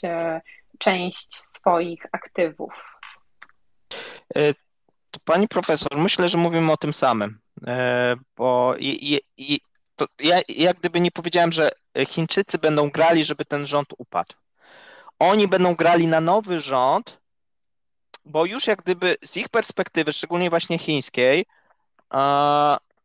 oni myślą o tym, co będzie później, bo czy Arktyka, czy jakieś rzeczy na ten moment są nie do ruszenia, ale jak będzie ten nowy rząd, to oni pewnie do tego wrócą. I ten moim zdaniem rząd będzie prochiński, co nie oznacza, że będą jakoś grali, żeby rzucać Putinowi kłody pod nogi i jakoś go próbować obalić. Nie, bo jeżeli by tak robili, no to jak mieliby współpracować z następnym rządem rosyjskim, jeżeli by wszyscy Rosjanie pamiętali, że tak jak mówię, oni coś złego zrobili. Znaczy niech może kapitan najpierw powie, bo on chciał coś... Tak, ja chciał wyskoczyć w ogóle z dyskusji, dlatego pozwoliłem sobie spytać, czy się mogę wciąć. Ale niestety muszę trochę się cofnąć do poprzedniego wątku i dorzucić kilka warstw tego, co zaczęliście mówić o tych PMCs, czyli Private Military Corporations w Rosji. Po pierwsze, Rosja na później, co po Putinie, co po tej wojnie, jak najbardziej te siły będą potrzebne do ustalania interesów poszczególnych korporacji, bo się może zdarzyć, że to nie będzie typowo etniczny podział Rosji, gdyby miało dojść do jakiejkolwiek jej, powiedzmy, rozbicia jej, tylko to może być układ korporacyjny. Dlaczego? Wiele z tych korporacji wielkich, wydobywczych, metalurgicznych i tak dalej, ze względu na lokalizacje odległe od cywilizacji, tych wszystkich miast całych przemysłowych, odpowiadają za wszystko. Za zaopatrywanie w podstawowe produkty, łącznie z ciuchami, za mieszkania, za ogrzewanie, za wszystko, łącznie ze służbą zdrowia, a nawet porządkiem publicznym, bo oni finansują tamtejsze posterunki rosyjskiej policji. Więc powołanie w tym momencie jeszcze ich własnych sił bezpieczeństwa, tego typu, jako prywatna armia, do ochrony instalacji i obiektów, to jest z jednej strony, z drugiej strony, wypisz, wymaluj, mają już coś, co będzie mogło w razie czego funkcjonować przy podziale Rosji, gdyby do takiego doszło. Rzecz kolejna. Pominę sobie Kadyrowa, który jest wataszką, który dostał lenno w pewnym sensie i go pilnuje i za to odpowiada, i żeby pieniądze z Kaukazu spływały do Moskwy, bo też takowe są, nie tylko on ciągnie z Moskwy. I rzecz jeszcze jedna, kolejna warstwa. Wyobraźcie sobie, kto nadzoruje te wszystkie firmy w Rosji? Otóż nadzoruje je Rosgwardia. Skoro pojawiło się wskazanie, aby firmy tego typu, duże koncerny, powoływały takie PMCs i jednocześnie wiadomo, że wszystkie koncesje i tak dalej w tym zakresie będzie im udzielać Rosgwardia, czyli wojska wewnętrzne dawne, które komu podlegają? Oczywiście FSB. I to oznacza, że te wszystkie siły będą w czyim podporządkowaniu pośrednio, albo od kogo będą zależne? Będą zależne od FSB. Więc po części to może być, bo to już się można wahać co do tego, w którą stronę rozwiązanie końcowe tego pójdzie. Z jednej strony to jest forma lenna od oligarchów do służb bezpieczeństwa, bo będą mogli z nich skorzystać. W każdej chwili może prawda, minister spraw wewnętrznych i Rosgwardia nakazać danej firmie wykonać to i tamto dla wzmocnienia bezpieczeństwa. Z drugiej strony Rosgwardia ich kontroluje i gdyby przypadkiem ich działanie później, po tej wojnie, miało być nie takie, jakby sobie życzyło FSB, to będzie Rosgwardia wiedziała, co z tym zrobić i jak zrobić. I jeszcze rozgrywanie poszczególnych oligarchów pomiędzy sobą. I ostatni aspekt. Wszystkich głównych udziałowców tych koncernów bardzo zabolała jedna rzecz. Zabolało ich to, że Prigorzyn i jego grupa Wagnera wiele wynagrodzeń otrzymały w postaci koncesji wydobywczych, praw do posiadania złóż albo nadzorowania wręcz eksploatacji różnego rodzaju bogactw naturalnych, na przykład w Afryce. I to pompuje jeszcze bardziej majątek Prigorzyna, który wyszedł od początku od poziomu restauracji i firm spożywczych, tak, produkcji żywności, a ubrał się tych zarezerwowane dla tych największych dotychczas oligarchów, czyli do branży wydobywczej i tym podobnej. I to jeszcze w obszarze złoto, diamenty i tak dalej. Więc te prywatne armie, to trzeba popatrzeć na te dodatkowe warstwy i ich rola w przyszłym ewentualnym podziale tortu rosyjskiej polityki, rosyjskiej władzy albo i samej Rosji będzie bardzo ważna, nie do przecenienia, ale trzeba będzie mocno obserwować, jaki oligarcha, jakiej firmy ta, prawda, formacja zbrojna, jakiego koncernu, z kim bardziej będzie trzymać, bo niewykluczone, że najwięcej na tym ugra rosyjskie FSB, czyli służby siłowe i ci, którzy rzeczywiście stoją za tymi służbami, często zwani, tak jak w Stanach, Deep State. Dziękuję. To mogę ja teraz, tak? Tak. Dobra. To ja mam troszeczkę tak z innej beczki co do Girkina i tego, że jest nie do ruszenia, to właśnie jak kapitan Lisowski powiedział. W Rosji Girkin jest z FSB i to z FSB z samej góry, więc on jest praktycznie nie do ruszenia. Chyba że FSB zacznie bruździć albo interesy się skłócą, to wtedy go, albo się dowództwo zmieni w FSB, co się na pewno nie wydarzy, to wtedy go wyczyszczą może. Ale tak nie ma co liczyć na to. A co do Chin, to czytałem fajny artykuł w amerykańskiej prasie, takiej lokalnej, że też Europejczycy i Amerykanie źle patrzą na interesy Chin i Rosji. Zauważmy to, że Chińczycy cały czas są wewnętrznie, oni postrzegają jak i Europejczyków, tak i Rosję jako kraj, których przed II wojną światową ich okupywał i ich dzielił. Zabierał im terytoria, chciał odebrać im, że tak powiem, znaczy chciał z nich zrobić jakby wasali, tak? Takie państwo typowo afrykańskie, na co się Chińczycy nie godzili. Do tej pory mają taką awersję, jak i do Europejczyków, tak i do Rosjan. I jaki oni nienawidzą, znaczy Chińczycy nienawidzą tego stylu europejskiego, amerykańskiego, tak samo nie lubią tego stylu rosyjskiego. I moim zdaniem spojrzenie jest takie błędne, że to nie jest duet pomiędzy Chinami a Rosją, tylko Chińczycy stwierdzili, że jeżeli Rosjanie chcą zaatakować Ukrainę, to coś się zmieni w tej geopolityce światowej i że Chińczycy na tym mogą coś ugrać. Jeżeli wygra Rosja, to ugrają to, że osłabią Zachód. A jeżeli przegra Rosja, no to osłabią Rosję, która też jest jakby ich konkurentem na arenie międzynarodowej. Zauważmy też to, że w Afryce ścierają się interesy i Chin, i właśnie Rosji. I te interesy w ostatnich latach, w ostatnich 5 latach zaczęły się bardzo mocno ze sobą ścierać. Jak i diamenty, tak i złoża różnych z tych minerałów cennych. Więc moim zdaniem źle patrzymy na tą geopolitykę troszeczkę, że Chińczycy i tak są wygrani tego całego konfliktu, powiedzmy sobie szczerze, bo o to im chodzi i Chińczycy prowadzą jakby samodzielną politykę mocarstwową, czyli oni uważają, że są mocarstwem na arenie międzynarodowej i do tego, żeby być, nie potrzebują ani Amerykanów, ani Rosjan. Dzięki.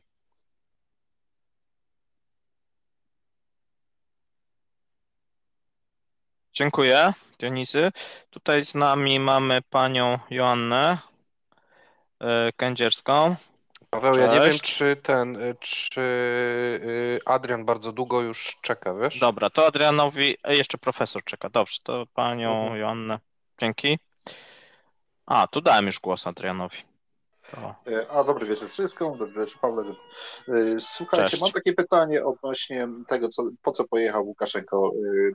Czy pojechał po swoją czy pojechał po pieniądze i subwencje gospodarcze, czy pojechał po to, żeby właśnie dostać opieprz, zablokowanie tej naszej granicy, w sensie tego jednego z 3 przejść granicznych, które byśmy zablokowali, czy to jest po prostu jakiegoś planu pokojowego, jak wy myślicie? No, dobra, dzięki, dobrej nocy wszystkim. To znaczy, Ja mam pytanie do hosta, jeśli mogę. Czy host naprawdę uważa, że w Rosji jest rząd? Bo tam rządzi dyktator, a wcześniej byli carowie, był Stalin. No, tam chyba, z tego co ja wiem, chyba że coś mi umknęło, tam nigdy rządu nie było. Znaczy, no jest No rząd, jaki rząd? natomiast Przecież tam Putin chyba tylko mamy... wszystkim rządzi. Jaki Nie, rząd? no To jest mamy jak gdyby dyktator. zgodność, że no w tym momencie idzie to w stronę takiego autorytarnego reżimu Tam i z roku nigdy na rok rządu jest nie coraz gorzej. było. Putin od początku był samowładcą. Wiesz co, Mnie no to myślę, razi że na przykład jak mówienie, że w Rosji popatrzeć, jest rząd. No, bardzo mnie to razi. jak zaczynał, no to pewnie jego możliwości były mniejsze, z każdym rokiem się zwiększały. To ja raczej bym tak to postrzegał. No teraz No, rząd to może na pewno... być, niektórzy mówią, że w USA jest rząd, mimo że to prezydent, tak, największy ma władzę. To jeszcze z tym można by się zgodzić, bo to jest władza demokratyczna. Ale w Rosji, w ZSRR, no ludzie, no jak to można mówić, że tam jest jakiś rząd? No dobrze, wiesz, ale to nie jest też tak, że tylko Putin sam podejmuje decyzje, no ma jakieś, mogę używać sformułowania reżim zamiast rząd, mniej więcej o to samo chodzi mi. Więc tutaj mamy chyba zgodność, tak? No w sumie tak, no ale istnieje, słowa jest też coś tam struktura, znaczą. która wykonuje. Tak, to jest jakaś władza część wykonawcza, reżimu. Putin. Oni się godzą na to, że wykonują rozkazy Putina. I tak samo jak bank centralny też nie jest niezależny, no. To nie jest tak, Dobrze, że... ten temat to chyba można przerwać, bo to nie ma sensu. Poza tym pan Adrian nie uzyskał odpowiedzi, a po prostu polecieliście dalej. Można na chwilkę o tym Białoruś? Tak. Tak. Słuchajcie, sytuacja Łukaszenki jest bardzo skomplikowana, bo to jest tak, to jest gra na wiele fortepianów. Łukaszenka od samego początku, jak Putin zaczął mu już nachodzić na głowę, to on próbował się wiązać z Chinami, jeżeli chodzi o inwestycje. Bo na początku była gra, prawda, tu trochę Europa, tu trochę Rosja, kto tam podrzuci mu kasę. W pewnym momencie była jeszcze gra na Chińczyków. Nie bardzo mu wyszło na samym początku. W pewnym momencie były to kwestie inwestycji i on nie był w stanie dostać tego, czego chciał, bo tam w zasadzie chodziło też o przemysł chemiczny i o to z kolei, na ile Rosja dostarczy mu energii po to, żeby ten przemysł chemiczny działał. I trochę przelicytował. Pas drogi i szlaku miał iść przez Chiny, ale pamiętajmy, że to też nie za bardzo wychodziło Łukaszence. Natomiast ta wizyta, która jest teraz, to są, jak sądzą analitycy, zresztą parę osób już czytałem, że tutaj chodzi o dwie rzeczy. Po pierwsze, Łuka mimo wszystko znowu próbuje trochę uzyskać suwerenności nad tym rosyjskim toporem Putina. Jednym słowem, pojechał tam, by dostać taką małą osłonę ze strony Chin, które jak będą zainteresowane tym, żeby tamtędy szedł jeszcze transport lub też, żeby na przykład można było przez Białoruś obchodzić pewne restrykcje towarowe na kierunku rosyjskim, to żeby wykorzystać Łukaszenkę, a wtedy, prawda, Chiny będą w ten czy w inny sposób naciskały trochę na Putina, żeby tutaj nie wygłupiał się z kasacją Białorusi, bo jest to projekt inwestycyjny, między innymi też chiński, który może się opłacać. Plus jeszcze bez wątpienia jest to też taka chęć Chin zagrania, co tu dużo kryć Putinowi na nosie, no bo teoretycznie wasal mojego wasala, ale przyjeżdża do mnie. Więc pokazujemy, że realizujemy tą politykę już nie tylko na południu, nie tylko Kazachstan, Uzbekistan, Tadżykistan i tak dalej, ale potrafimy też jeszcze dalej rolować nasze interesy na tym kierunku białoruskim. Oczywiście na ile to się uda ta gra i na ile rzeczywiście doczeka się w końcu jakichś znowu większych inwestycji chińskich, no to będzie zależało od sytuacji tutaj jednak tego, gdzie on może to wszystko eksportować.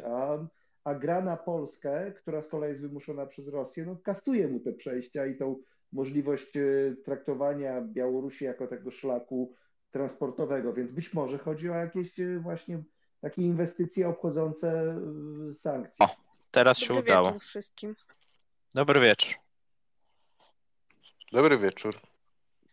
Tak, to może ja powiem coś na temat tych relacji chińsko-rosyjskich, bo to jest interesujący wątek, a chyba odwołam się też do książki bardzo wspaniałej, ostatnio wydanej Lubiny. Żałuję, że go tutaj z nami nie ma. Myślę, że mógłby tutaj świetny wkład wnieść, jeżeli chodzi właśnie o relacje rosyjsko-chińskie. No tu ja się trochę zgodzę właśnie z przedmówcą i zresztą też z tym, co właśnie mówi doktor Lubina, że właściwie Chiny to już tak powoli wasalizują sobie Rosję. I oczywiście, tak jak na przykład oglądamy to, co się dzieje, nie wiem, na forum ONZ, czy generalnie na przykład teraz słyszymy, że prawdopodobnie Chińczycy wysyłają broń po Kryjomu, a na pewno wiemy, że Chińczycy sponsorują rosyjską propagandę, to oczywiście no, wygląda to tak, że Chińczycy właściwie w pełni wspierają tą inwazję Rosji na Ukrainę, ale z drugiej strony właśnie to jest, tutaj ktoś dobrze zauważył przede mną, że tak naprawdę to jest też rywalizacja między Chinami i Rosją i sądzę, że Chinom w ogóle zależy też na słabej Rosji, tak na dobrą sprawę, bo czym słabsza będzie, tym będzie stanowiła dla Chin mniejszą konkurencję pod względem politycznym, gospodarczym. Ja myślę, że Chiny generalnie mają ambicje wyprzeć wszystkie mocarstwa, chociaż nie wiem, czy można już jeszcze mówić o Rosji, że jeszcze jest mocarstwem w tej obecnej sytuacji, w której się znajduje, ale na pewno Chiny chciałyby mieć tą rolę dominującą, więc sądzę, że to jest taka dziwna relacja. Z jednej strony wasalizacja, z drugiej strony popieranie tych takich najbardziej niecnych i obrzydliwych aktywności rosyjskich, no bo to jest w gruncie rzeczy bardzo podobne do tych wartości, czy też antywartości, które wyznają sami Chińczycy. Okej, dzięki. Dionizy się zgłasza, więc jeszcze zobaczmy. Tak, Paweł, Dionizmy. Ja mam Feniks jeszcze tu widzę, pani. Ja mam, Paweł, pytanie do ciebie. Proszę. Odnośnie, czy czytałeś coś, wiesz, orientujesz się, a na pewno się orientujesz, odnośnie Tezeusza i Gany. Dzięki. Nie orientuję się. Znaczy, nie chcę na to odpowiadać. A więc może ktoś inny. Za słabo tutaj. No mam takie informacje chyba, które każdy ma. Pewnie chodziło o te rzeczy gospodarcze i tutaj tą konfrontację, tak, więc no nie mam nic więcej oprócz tego. Mi też chodziło, czy masz zauważenie tego, znaczy czy masz orientację, że Gana idzie na jakby kurs rosyjski, czyli pozwoli na utrzymywanie tej ropy, czy będzie przeciwko nie puści w końcu tego tankowca, tak jak zapowiadała? Wiesz co, no mówię, no mam te informacje, nie mam jakichś więcej informacji niż te, które tak naprawdę ja i ty posiadamy, więc myślę, że tutaj dobra, okej. Trudno mi stwierdzić, co się stanie, nie? No to... Może zanim pani się uda znaleźć, to ja zadam pytanie i może odpowiecie ktoś. Co sądzicie o tej dzisiejszej ustawce wjeździe niby partyzantów jakichś ukraińskich na teren Rosji? Jak dla mnie to jest określona ustawka. Tak, ja zgadzam się z tym. A ja mam informację, że to nie jest ustawka, że to było celowe działanie poparte przez dowództwo ukraińskie i to mam takie informacje z kanału na Twitterze, któremu bardzo ufam, powiem szczerze, i dawali mi bardzo dobre informacje frontowe. To nie wiem, skąd te informacje. W moim przekonaniu jest to za bardzo rozdmuchane przez rosyjską stronę, zarówno na Telegramie, jak i przez rosyjskie władze, żeby można było sugerować, że to zrobili Ukraińcy. To zrobili za bardzo. Ekipa, która to zrobiła. Tak, bo to ekipa, która to zrobiła, zresztą jest potwierdzeniem także z polskiego Legionu. że to było za wiedzą całkowicie ukraińskich służb specjalnych i że to była pewnego rodzaju taki test. A więc kilka źródeł ukraińskich, łącznie z wojskowymi, plus mówię, Polski Legion, Gruziński Legion i parę innych kanałów potwierdziło, że operacja w całości była zatwierdzona przez Ukrainę. Być może, że była testem takim do kopania Rosjanom pod tytułem co to będzie, kiedy ktoś przekroczy ich teren. Jednym słowem kolejny false flag dla rosyjskiej propagandy. Ale rzeczywiście operacja była w całości zrobiona za zgodą, bo oni weszli, pobyli przez chwilę w tym miejscu i wrócili z powrotem przez granicę zgodnie z planami. Nie działały tam w ogóle. Czyli oni ostrzelali ten samochód z dziećmi? Rozumieć? Nie, to była dezinformacja o tym ostrzelaniu samochodu z dziećmi. Samym źródłem było to, że oni tylko weszli do wsi, nagrali nagranie, puścili je w eter i Ukraińcy czekali, co zrobi Rosja, bo chcieli skompromitować Rosję. No i tak się stało, że Rosjanie sami nie wiedzieli, co piszą w wiadomościach, obarczyli tym Ukraińców, Ukraińcy się wyparli, tym samym Rosjanie się stają tacy wyśmiewani przez Ukraińców, że oni naprawdę te służby nie kontrolują, nie wiedzą, co się dzieje na ich terenie, oskarżają Ukraińców o coś, co robią sami Rosjanie. Więc jakby wyszło na to, że Rosjanie nie kontrolują swoich własnych ludzi i na tym celu miała ta operacja. No ale to doszło w takim razie do tego ostrzelania tych czy dzieci, czy nie? No bo to jest pytanie. Czy to jest dezinformacja, czy to miało miejsce? No ja mam informację, że nie było żadnego ostrzelania, żadnego samochodu z dziećmi, było tylko wyłącznie samo nagranie. I nie było żadnego porwania, przytrzymywania, żadnych kontaktów i że tą babeczkę później to służby specjalne dodały, że ona dzwoniła niby z tymi porwaniami i ostrzelaniem. No to właśnie o tym mówię, że tutaj tej operacji już dalej nie było, tylko po prostu to już jest rozdmuchiwane przez stronę rosyjską. Tak, no bo oni musieli dodać do tego bajkę, żeby uzasadnić to, że Ukraina ich zaatakowała i dalej kreować tezę, że będzie to wypowiedzenie wojny ze strony Rosji Ukrainie. No a się okazało, że to Ukraińcy z tym mają niewiele wspólnego, bo to sami Rosjanie. No to tak, no to tu się zgadzam. Ale to ja dalej nie rozumiem, po co to robić ze strony ukraińskiej, bo to tylko takie kopnięcie w kostkę Rosji, które może się obrócić poprzez jakieś oficjalne wypowiedzenie wojny, ale co to, nie może się co to im dało? Oficjalny legion rosyjski. Po pierwsze, sądujesz granicę. Po pierwsze, sądujesz granicę i służby graniczne, czy jesteś w stanie przeniknąć innymi siłami, przypuśćmy swoimi, na teren Federacji Rosyjskiej. Raz. Okay. Dwa, sądujesz, w jaki sposób zachowa się Federacja Rosyjska. Czyli jeżeli ty byś zaatakował, to co by się stało? No i wyszło, żeby się stało to, że oni by to odwrócili kota ogonem, zrobili całkowicie swoją ustawkę i byś wyszedł na mordercę, gwałciciela i terrorystę, tak? Więc by była pełna dyskredytacja. I druga sprawa, jak zachowają się służby tam lokalnie, czyli ile się pojawi wojska, ile się pojawi policji w danym regionie i czy możesz takie coś zrobić. No i wyszło, że możesz, bo Rosjanie nie kontrolują w ogóle tego terenu. Ja myślę, że to jest też takie straszenie w ogóle Rosji, tak? Pokazanie, tak jak tutaj ktoś powiedział, że to jest takie pokazanie, słuchajcie, możemy wam też zrobić różne numery i nawet się nie zorientujecie. Więc ja to też w ten sposób postrzegam, żeby trochę nastraszyć Rosjan. A czy to nie wymusi w sumie na Rosjanach zwiększenie sił przygranicznych, przez co osłabi ich siły na terenie Ukrainy? No chyba też trochę za mało. Oni wycofali dużo sił w głąb Rosji, żeby z tymi grupami dywersyjnymi walczyć, a się okazało, że im brakuje sił na terenach przygranicznych, bo wszystko wycofali głębiej, nie? Aha, rozumiem.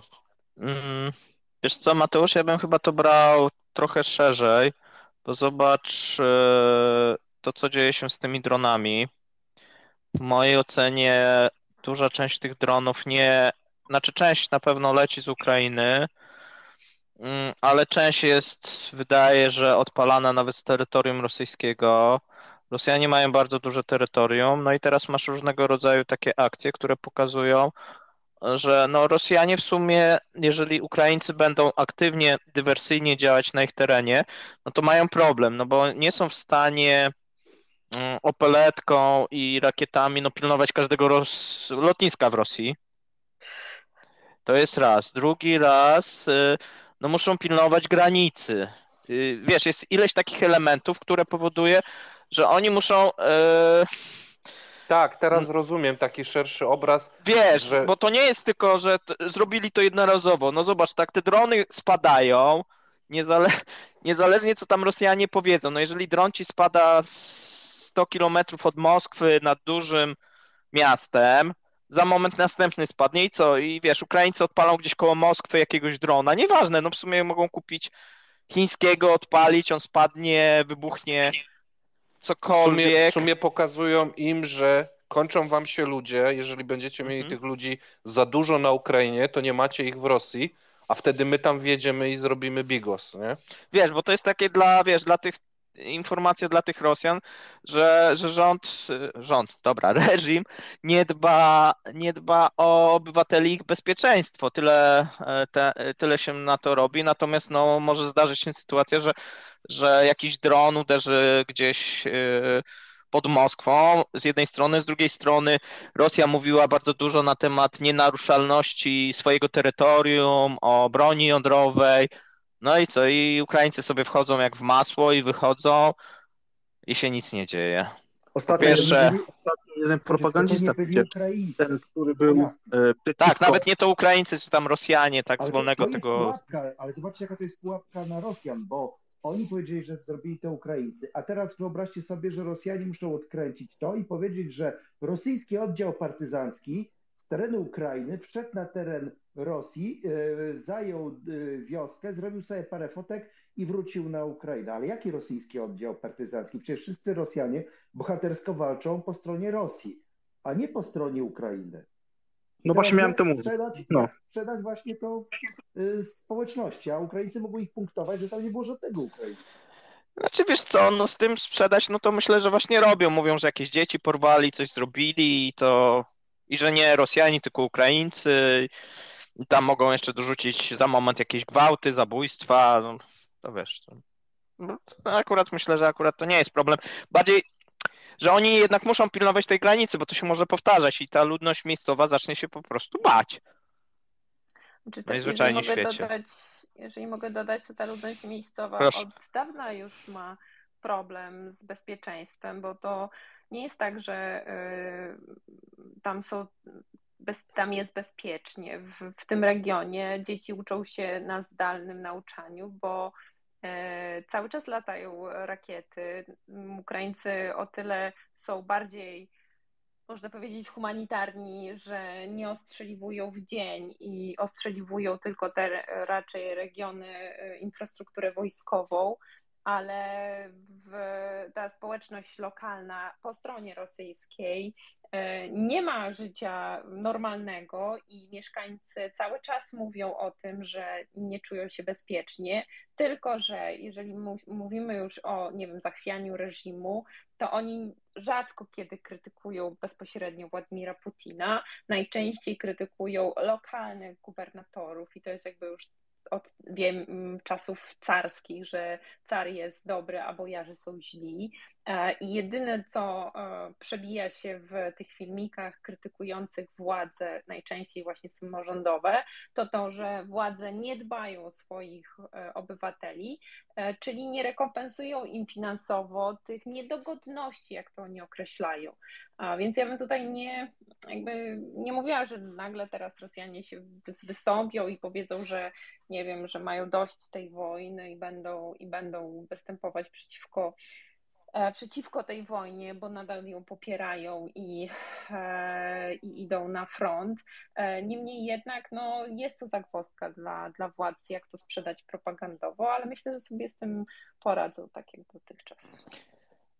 Jeszcze Agnieszka, chciałbym to poprzeć i też nie wiem, jak się nazywa ten propagandysta, który powiedział, że jest gejem, a dalej występuje w wszystkich telewizji. Ostatnio był sławna jego wypowiedź taka, że jak od zestrzelenia tych dronów koło Moskwy on się zaczyna bać, czy Ukraińcy mu na głowę nie zrzucą nagle granatów, bo taki dron może mieć 10 podwieszanych granatów i nagle może wyparować on i wszyscy jego sąsiedzi. Więc to pokazuje o tym, że Rosjanie naprawdę do nich dociera i się zaczynają bać i nie czują się bezpiecznie w tej Rosji. I to chyba o to chodzi. Tak, to prawda. Tak, to prawda.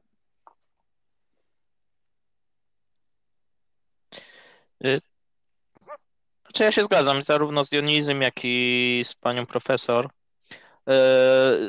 Znaczy to też jest tak, że u nas się o tym nie mówi. Rosjanie tam często publikują, że no nie wszystkie też rakiety trafiają w te cele infrastrukturalne. No i ta ludność akurat no jest przestraszona. Natomiast taka informacja, że wojska ukraińskie czy Rosjanie z wolnego, no nieważne jak to zwał, dla tej ludności, no to jest no następny element, że za moment może tutaj być front.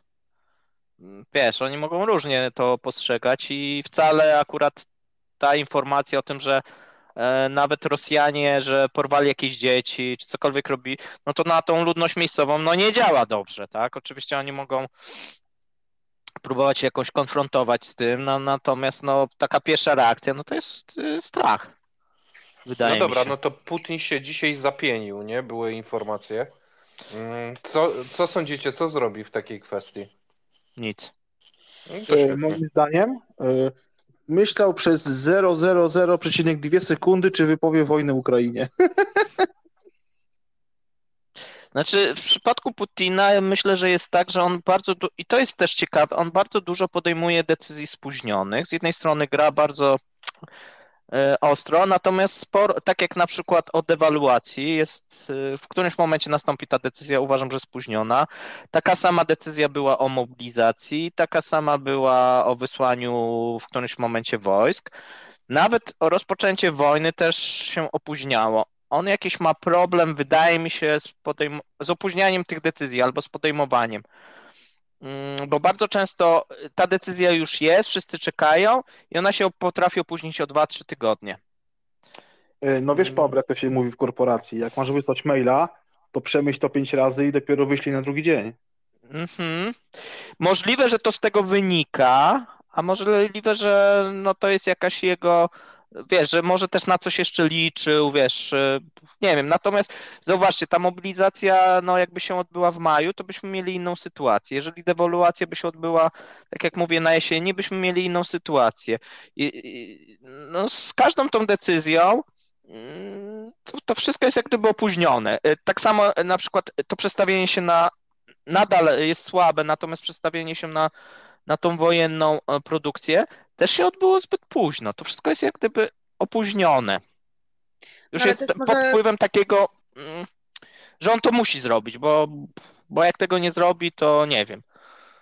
No ale to może jest też podyktowane tym, że jednak on wcale tak samodzielnie nie podejmuje wszystkich decyzji, ale też musi się liczyć ze swoim otoczeniem i w związku z tym to się gdzieś tam mieli przez nie tylko jakby przez powiedzmy biuro Putina, ale też przez tych, którzy no, na Kremlu mają najwięcej do powiedzenia.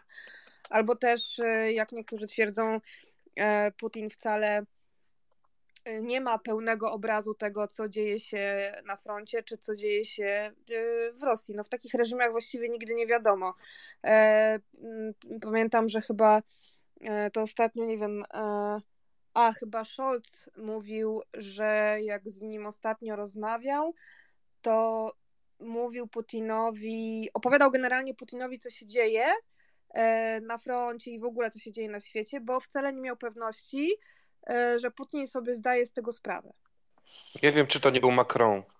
Nie, to był Scholz. Scholz? Tak. Ale wiesz co, Pani Asiu, ja myślę, że tutaj jest dużo w tym, co Pani powiedziała, prawdy, bo z tego, co do nas dochodzi, no to wygląda tak, że Putin korzysta z raportów pisanych, które są mu przedstawiane. Nie korzysta z internetu, bo się boi, bo nie wiem, coś. I wszystko chce mieć na papierze. No a więc jeżeli ma na papierze, to zawsze będzie to, no, to nawet w każdej korporacji, jeżeli ktokolwiek kiedyś współpracował, pracował, czy nie wiem, był prawnikiem, czy kimkolwiek, no to wie, jak to może wyglądać. No to sobie wyobraźmy, że ktoś mu przedstawia, no to co przedstawia? No nie przedstawi swoich porażek.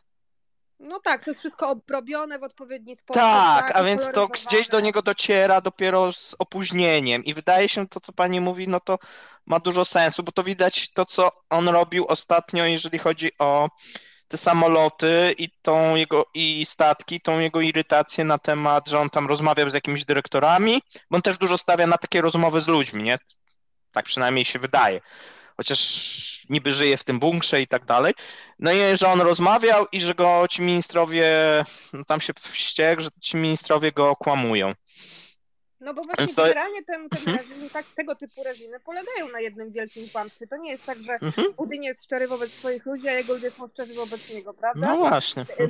Mnie się też wydaje, że w ogóle nie wiem, czy gdyby Putin miał prawdziwy obraz rozkładu rosyjskiej armii, to zdecydowałby się na pełnoskalowy atak na Ukrainę. Nie wiem, czy do tego by doszło, czy rzeczywiście podjąłby taką decyzję. Tak? Ja myślę, że Putin mógł się mocno zdziwić, że pieniądze na wojsko były przez lata rozkradane w takiej skali.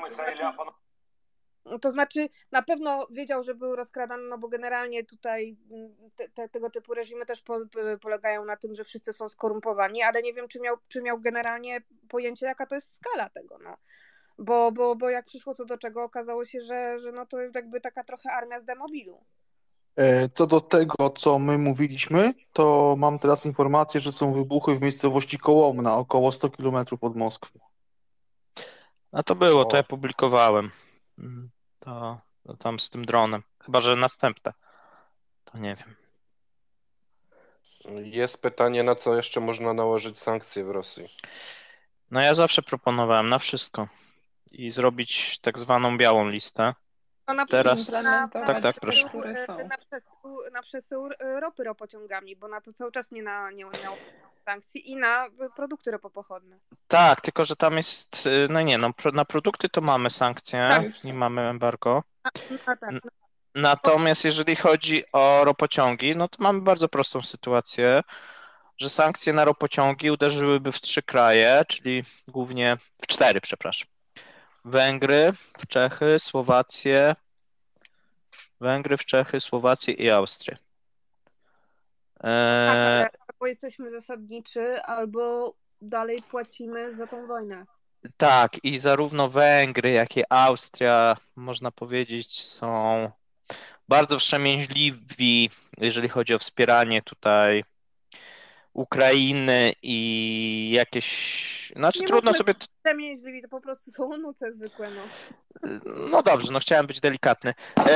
No w każdym bądź razie, natomiast w przypadku Czech i Słowacji, no oni mają też taki problem, że nie mają skąd na ten moment pozyskać, bo w przypadku akurat Węgier i Austrii to jest trochę inna sytuacja, bo oni mają, ale oni nie chcą. Tak? Natomiast w przypadku Czech i Słowacji tam jest taka trochę najtrudniejsza sytuacja, bo oni faktycznie, no prawie wszystko biorą z Rosji, jeżeli chodzi o drużbę. No i tu trzeba poczekać nawet, myślę, że z 2 lata z tym. A jeżeli chodzi o te kraje najważniejsze, czyli Polska i Niemcy, no to jeżeli chodzi o rurociągi, to nie bierzemy. No nie bierzemy, bo Rosjanie nam sami wyłączyli, no to nie bierzemy. Tam trochę Rosjanie twierdzili, że my nie płaciliśmy. No tam w ogóle taka dziwna sytuacja wyszła. Ja wiem, że nieprawda, tak? Natomiast oni to sprzedali. Tam też braliśmy już w tym momencie od stycznia tylko 10%, tak? Tylko był jeden kontrakt, tak? Ten 2-letni. Ja myślę, że to jest w ogóle nam najbardziej na rękę teraz ta sytuacja. Tak, nam jest najbardziej. Ja to się dziwię, że oni to zrobili, bo zrobili w jakimś tam stopniu Polsce przysługę. Tak, ogromną. I jeszcze będą nawet może nie Polsce, znaczy Polsce też, ale temu rządowi, no bo ten rząd nagle nie może, może powiedzieć, no przestaliśmy brać, nie? A tak to by były wybory, ktoś mógłby wyciągać, no ale cały czas bierzecie tą ropę z Rosji, nie? Bo nie mogli zerwać tego kontraktu. Przysługa. Rzeczywiście trzeba to, właśnie to jest bardzo głupie posunięcie Rosjan, zwłaszcza, że jeszcze jak się uprzemy, to będziemy mogli do jakiegoś arbitrażu i wyciągnąć z nich karę. To jest w ogóle dla mnie niezrozumiały krok. Znaczy nie wiem, czemu to zrobili. Inaczej, wiem, czemu to zrobili. Teoretycznie, no żeby nie wspierać tych krajów, które... No właśnie, to już wcześniej padło, rząd czy tam reżim działa nielogicznie. No Tak, to tak, ale wiesz, żeby nie wspierać tych krajów, które nakładają ten pułap cenowy, nie? I teoretycznie nie musieli tego robić, natomiast no to jak gdyby idzie zgodnie z tą ustawą i dekretem Putina. No tak. Więc Ja jak Znaczy, mogę, to wam się wetnę w rozmowę. Tak. proszę. Mogę? Ja mam tylko takie pytanie, jak to będzie wyglądała konkurencja teraz MOL-u, MV z Orlenem, no bo mieli tą ropę tańszą o te kilkadziesiąt, nie wiem, $30 na baryłce, a to jest bezpośredni konkurenci i MOL, i on, to Wiesz wchodzi od Orlen. co, no Orlen cały czas to podnosi i to jest problem. Dlatego, że w tym momencie my będziemy brali no nie tylko, ale głównie za Aramco, większość, no i ta ropa będzie tańsza, a MOL będzie brał większość od Rosjan. No i w przypadku, no i to jest nierównowaga, jeżeli chodzi o Unię Europejską i to będzie pewnie cały czas gdzieś tam podnoszone. To można to jakoś oclić? W Unii? No nie. Mhm. Nie, No ale nie, no bo ale można Orbánowi wykręcić ręce, tak? To nie jest wcale takie trudne. Zresztą myślę, że wielokrotnie, kiedy wprowadzono różne sankcje na Rosję, to robiono. Przecież no, Orbán też nie ma czystej karty. Pamiętajmy, że w stosunku do niego samego i jego rodziny toczą się postępowania korupcyjne. Między innymi chodzi tutaj o przekręt na funduszach jego bodajże zięcia, z tego co pamiętam, które zrobił w drugim największym węgierskim mieście. To chodziło o oświetlenie, z tego co pamiętam. To fundusze europejskie, tak? Tak. No i tam jakby Unia Europejska zorientowała się, że to był przekręt, oczywiście. To był pralnik. Tak, to jest, także to bodajże było w Miszkolcu, w Miszkolcu, czyli w drugim największym węgierskim mieście. Jest też generalnie bardzo dużo innych podejrzeń o różnego rodzaju działania korupcyjne otoczenia Orbána. I też... Agnieszko, ale nie wiem, czy się zgodzisz ze mną, ale to wygląda jak po prostu mafia, to nie wygląda jak rząd. No, Moskwa, znaczy Węgry to jest trochę takie, że węgierski rząd to jest trochę ugrupowanie mafijne, generalnie rzecz biorąc. To się tutaj nie ma co do tego dwóch zdań. Więc ja myślę, że Unia Europejska akurat na Orbána to ma, że tak powiem, bata i zawsze może go czymś zaszantażować, tak? Bo powiedzmy, może powiedzieć, dobra, to odpuścimy ci tą kasę, co żeś przekręcił i twoja rodzina albo koledzy, ale musisz się zgodzić na to i na tamto. I myślę, że w ogóle to jedzie na Węgrzech, jeżeli chodzi o jakiekolwiek negocjacje z Unią Europejską.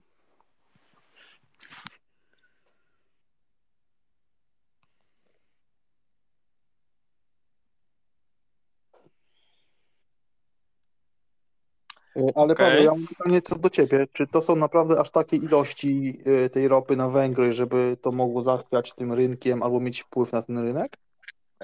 Nie, to nie są ilości, tylko chodzi o to, że trzeba im jakoś to dostarczyć. No, tak jak mówię, jeżeli chodzi o Węgry, to one są w najlepszej sytuacji, bo oni mogą z tego adriatyckiego pociągnąć rurociągu. Jeżeli chodzi o Austrię, no też tam jest. Natomiast najgorzej jest chyba Czechy i Słowacja. To są małe ilości, wiesz, no teoretycznie można sobie wyobrazić, że te produkty są nawet im dowożone, jakbyśmy się uparli, tak, że oni, no ale to wymaga jakiś tam, znaczy to nie ma jakiegoś, znaczy inaczej, w tym momencie te kraje, zresztą publikowałem taką ikonografię i taki wykres, że w tym momencie Chiny wyprzedziły Europę, całą Unię Europejską, jeżeli chodzi o odbiór paliw kopalnych z Rosji. I to nastąpiło w lutym. Zrównało się i Chiny wyprzedziły. I ten udział cały czas Europy no, będzie spadał. On już jest, tak jak mówię, niski i będzie jeszcze niższy. Tak, oczywiście. Bardziej bym, jeżeli już się czymś martwił teraz, No to fałszowanymi produktami rosyjskimi, bo te na pewno będą trafiać do Europy. Na ten moment trafiają do Afryki. Mówi się, że będą trafiać do Azji. No to jest bardzo ciekawe, jak to będzie, bo Azjaci nie chcą brać rosyjskich produktów. I to jest chyba taka najciekawsza rozgrywka, jeżeli chodzi chyba o ten kwartał i być może nawet pierwsze półrocze. Co się stanie z rosyjskimi produktami? Czy Rosjanie będą produkować i fałszować? Czy tam może nawet nie oni, tylko jakieś firmy gdzieś tam pośrednie? Czy będą iść w surową ropę? No ale to właśnie o to chodzi, że Rosjanie mogą przecież omijać bardzo skutecznie sankcje i wiele innych krajów zresztą to traktowało wcześniej przed Rosjanami. Na przykład Wenezuelczycy po prostu pootwierali sobie spółki joint venture z innymi firmami i sobie spokojnie tym handlowali. No wiesz, z tym takie spokojnie to bym nie szalał, no bo patrzmy, gdzie jest Wenezuela teraz i jaki jest ich właśnie, co się stało z całą branżą no, ale ich naftową. Wenezuela jest zupełnie innym case'em, tak? Bo Wenezuela od tego trzeba zacząć, że właściwie jej gospodarka polega całkowicie na produkcji ropy i oni niczego nie mieli. Tak. Po pierwsze. Po drugie, trzeba wziąć pod uwagę, że Rosjanie są trochę tutaj bardziej jednak ogarnięci, bo Chavez, a potem Maduro założyli, że ten przemysł naftowy to będzie taką dojną krową, będą z tego ściągać jak najwięcej, ale niczego nie zainwestują. W związku z czym w Wenezuelę przywaliły nie tylko sankcje i dołujące ceny ropy, ale także zwyczajny fakt całkowitej degradacji infrastruktury naftowej. Tam po prostu te szyby nie działały, bo nie miały czym działać. Tak? Jedyne właściwie miejsca, gdzie to wydobycie działało, to były właśnie na tych szybach, które należały wspólnie, na przykład wenezuelska PDVSA i Chevron, czy wenezuelska PDVSA i Rosneft i tak dalej, tak? Więc to jest troszeczkę inny jednak mimo wszystko case, jeżeli chodzi o porównanie Rosji z Rosją. Nie, tu się zgadzam, natomiast trochę jednak podobieństw jest. Ja bardziej zawsze mówię, że jest więcej do Nigerii niż do Wenezueli. Bo zobacz, ile oni teraz będą mieli, już w zeszłym roku, pomimo tego, że dużo wiercili, to mało wydobyli, a w tym roku, jeżeli chodzi o upstreamy, no znowuż wygląda, że będzie porażka. Jeżeli to będą tak utrzymywać przez kilka lat, no to mówiłem na samym początku, no, że będzie problem z tą łatwo wydobywalną ropą. Im cały czas się to będzie kurczyć, oni cały czas jadą, trochę jednak też jak właśnie Chavez, oni jadą na tym, co było po związku z tym sowieckim. Cały czas te inwestycje są za małe, jeżeli chodzi o infrastrukturę, a teraz jeżeli oni są odcięci od tych technologii, No tam to zostało... żadne. Tak, to będą żadne. To będą żadne. No nawet jeżeli są tam te dwie, trzy firmy, które zostały, tak ci Amerykanie, ci Irlandczycy, no to oni za moment się na pewno zwiną, a jak się nie zwiną, to na pewno tam nie będą jakoś mega inwestować, tylko żeby przetrwać. No jakoś to słabo widzę, tak, jeżeli chodzi o ten upstream, a bez tego upstreamu, no to za 5-6 lat, no to oni są, no taka Nigeria, tak, no zobacz, ta Nigeria w tym COVID-zie, co się stało, wystarczył COVID, ile to trwało, rok? 2 lata i do tej pory nie mogą odbudować produkcji sprzed COVID-u, nie? A tam idą inwestycje zachodnie. I to tak na maksa. No oczywiście masz też korupcję, no ale co w Rosji nie masz, no to jest podobnie, tak. Znaczy generalnie co do tego, że to już jest koniec kasy z kopalnych dla Rosji, to się absolutnie zgadzam. To nie tylko chodzi o fakt taki, że to właśnie brak tych technologii, brak rozwijania wydobycia, ale też polityka klimatyczna, tak? My będziemy i już odchodzimy od paliw kopalnych i Rosjanie nie mogą właściwie, Rosjanie mają bardzo duży problem, bo tak jak nawet mówiłam ostatnio kapitana Lisowskiego, w zeszłym roku wpływ do 50% budżetu rosyjskiego to były węglowodory, tak? A to się będzie wszystko się kurczyć. Rosjanie jeszcze jakiś czas temu mieli na przykład taką nadzieję, że że Chińczycy zainwestują w siłę Syberii 2, żeby gaz transportować, bo teraz mamy tylko tą siłę Syberii 1. W życiu to się moim zdaniem nie stanie.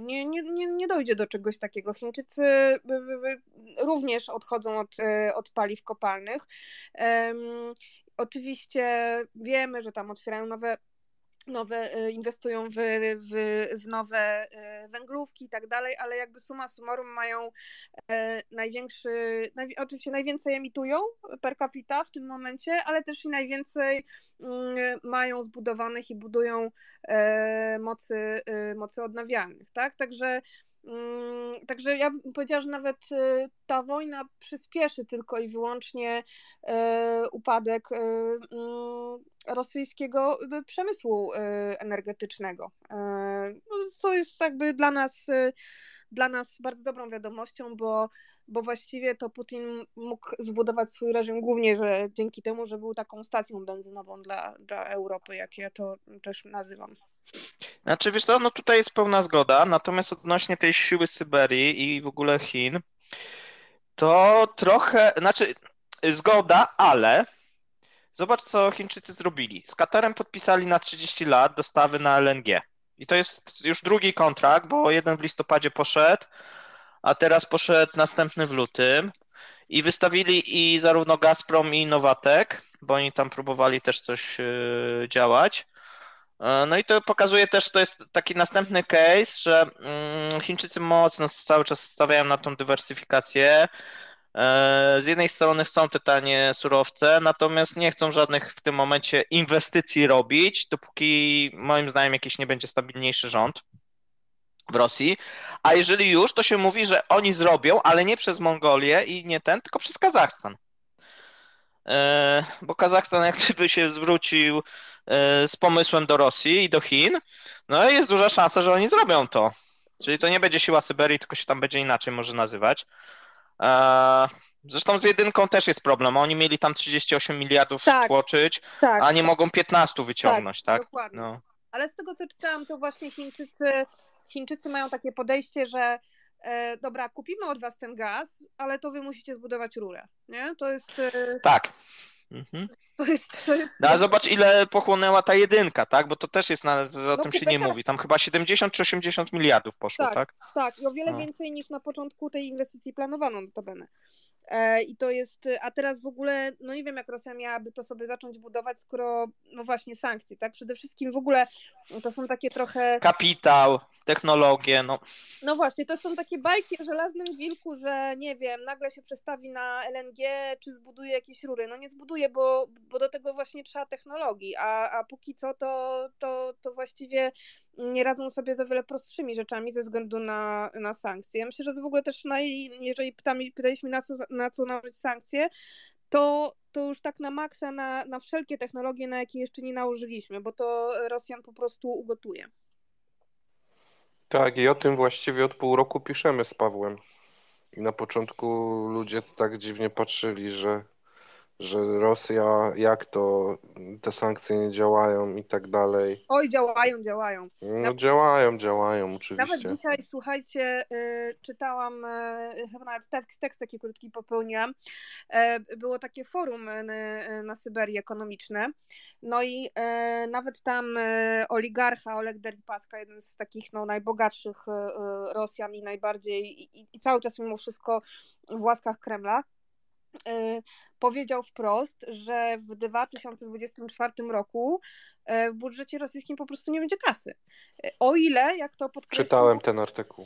Tak, o ile, jak podkreślił, kraje przyjazne Rosji nie zainwestują. Kraje przyjazne Rosji to znaczy, nie wiem, to Chiny, Indie to nie sądzę, bo Indie jednak też z Chinami mają na pieńku i zależy im na pewno też na w miarę przyjaznych relacjach ze Stanami Zjednoczonymi, więc nie wiem, gdzie Deripaska chciał szukać tych krajów, ale to też jest takie znamienne, że wychylił się właściwie tak tak wysoko i powiedział, gdzie no nie wiem, zaraz może być wypadnięty z okna przez to i zdobył się na to, żeby powiedzieć, że sankcje działają i że Rosja ma problemy, tak, że to nie jest tak, że jest tak wszystko pięknie i kolorowo, jak to Putin i jego propaganda chcą prezentować. Paweł, jesteś? Tak, jestem. Właśnie czytam pytania. Bo tutaj jest dosyć dużo, dosyć fajna jest ikonografia odnośnie wskaźnika i o tym będę kręcił podcast na pewno na temat wskaźnika urodzeń oraz współczynnika, jeżeli chodzi o śmierci w Rosji. No bo tam jest zapaść, tak? W obu wypadkach. Tak samo jeżeli chodzi o rozwody, mają znowuż rekord. Małżeństwo. Alkohol. Tak, to wiesz, to są takie też tematy, które często poruszam. Alkoholicy znowuż mają problem, bo im ten nielegalny alkohol poleciał, ja o tym często piszę. A ja ostatnio przymierzam się do nitki zrobienia o lekach, bo pojawiają Zapaść. się braki. Tak. Się braki. I to generyków, wiesz, to tam Tak. ludzie pisali, że tam niby API z Chin można ściągnąć z Indii, natomiast no, w grudniu tam było spadek chyba o 40%, tak. Ja słuchałem w ogóle takiej wypowiedzi, że te leki z Indii i Chin bardzo często są po prostu jakimiś zamiennikami, które nie działają. Że w Rosji nie ma penalizacji. Tak, że nie ma takiej penalizacji tych kar za sprzedawanie niedziałających leków. I w aptece możesz kupić lek, który niekoniecznie będzie działał, nie?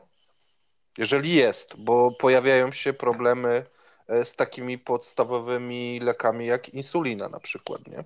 No właśnie miałem to mówić, że podobno cukrzycy mocno płaczą, że nie ma leków dla nich, ale ktoś powiedział, że i tak są bezużyteczni w Rosji. No, ale to wiecie, no jednak cukrzyk, który bierze normalnie leki, może normalnie pracować, nie? To nie musi kopać rowów czy coś, ale może być księgowym, może być architektem i tak dalej, nie? Kobiety w biurach i no normalni pracujący ludzie, no nie demonizujmy, a jednak tak podstawowych rzeczy zaczyna brakować. To nie jest tak, że nie ma wcale, ale może być, że w danym mieście na przykład przez miesiąc czy półtora, ale to jest dopiero początek. I już są sygnały, że gdzieś czytałem ostatnio, że ponad 2000 pozycji właśnie takich lekowych znikło w Rosji w przeciągu roku, a zamienniki niekoniecznie działają, nie? No to są już takie dosyć poważne tematy. Ja powiem właśnie, może wyprostuję to, bo czytałem ostatnio gdzieś na forach rosyjskich na Telegramie, że właśnie płakali, że brakuje leku dla cukrzyków i ktoś, jakiś wielki patriota rosyjski zaczął im odpisywać z Telegramem z dużą ilością tam tych lajków i tych obserwacji, że on ten jako cukrzyk i tak jest bezużyteczny dla społeczeństwa, bo on nie może pracować w wojsku, nie może pracować na budowie, nie pracuje na rosyjską gospodarkę, więc lepiej niech umrze. Okej. Słuchajcie, mamy tu jeszcze prośbę od Jacka, więc Jacku, oddaję Ci głos. Czy pytanie, czy chcesz coś dodać? Powoli będziemy kierować się w stronę końca. Okej, witam wszystkich. Fajnie, że akurat tak się złożyło, że zaczęliście ten wątek z tą insuliną, bo słuchając was, czytałem też, co dzieje się po drugiej stronie, czyli w Stanach. I w Stanach wyszła decyzja o narzuceniu maksymalnego kosztu tej insuliny. Czyli już taka mała dygresja do co dzieje się z jednej strony, a co z drugiej się dzieje. Czyli tam jest totalna przepaść. Wydaje mi się, że my zapominamy, że my rozmawiamy o tej rekordowej dziurze rosyjskiej, to co jest w temacie tutaj dzisiejszej, w kontekście wojny. My rozmawiamy o sytuacji. Na świecie dzieje się wojna i wojna przeciwstawia Stany Zjednoczone przeciw Chinom. I to jest To jest później historia, która rozchodzi się na wątek oczywiście ekonomiczny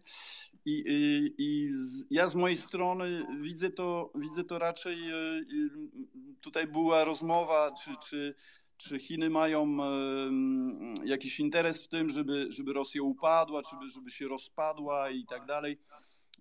My możemy tak porywczo, pod wrażeniem jakichś tam informacji powiedzieć sobie, niech ta Rosja się wreszcie rozpadnie. Chiny nie mają ani w tym interesu, żeby ta Rosja się upadła kompletnie, ani żeby była zbyt mocna. To jest na pewno. A wydaje mi się, że ta wojna przez taką trzecią osobę, przez taką prokurację, to jest coś aktualnego. Chciałem tylko, nie będę zabierał więcej czasu, chciałem wrócić, bo poprosiłem o mikrofon w momencie, kiedy tak dyskusja się ożywiła na temat aktualnych tej sytuacji, która się dzieje teraz właśnie ta historia z tą dywersją, z tą akcją dywersyjną przygraniczną. Nie wiem, czy zauważyliście, że propaganda rosyjska, nie nazwijmy to informacją, przedstawiła nam, jak nam to przedstawia? Przedstawiła nam jako grupę dywersantów, którzy zaatakowali, oczywiście to Ukraińcy zaatakowali, no i my nie mamy z tym do tego najmniejszej wątpliwości, dlatego że ci ludzie, którzy byli pokazani żeśmy mieli przecież zdjęcia, są zdjęcia, są jakieś tam filmiki, ci ludzie noszą oznaczenia ukraińskiej armii. Chwila. Mówimy o dywersji, czyli o jakiejś sytuacji, która ma być, no wydaje mi się, jak najmniej spostrzeżona. To nie chodzi o to, żeby zapalić reflektory i postawić na scenę ludzi, którzy robią tą dywersję, ale żeby zobaczyć efekt tej dywersji. To jest takie właśnie beznadziejne, tandetne kino propagandy ruskiej. Ja słyszałem dzisiaj, mieszkam we Francji i mam trochę taki bardziej europejski wzgląd na to, co się dzieje w Rosji, w Ukrainie przede wszystkim.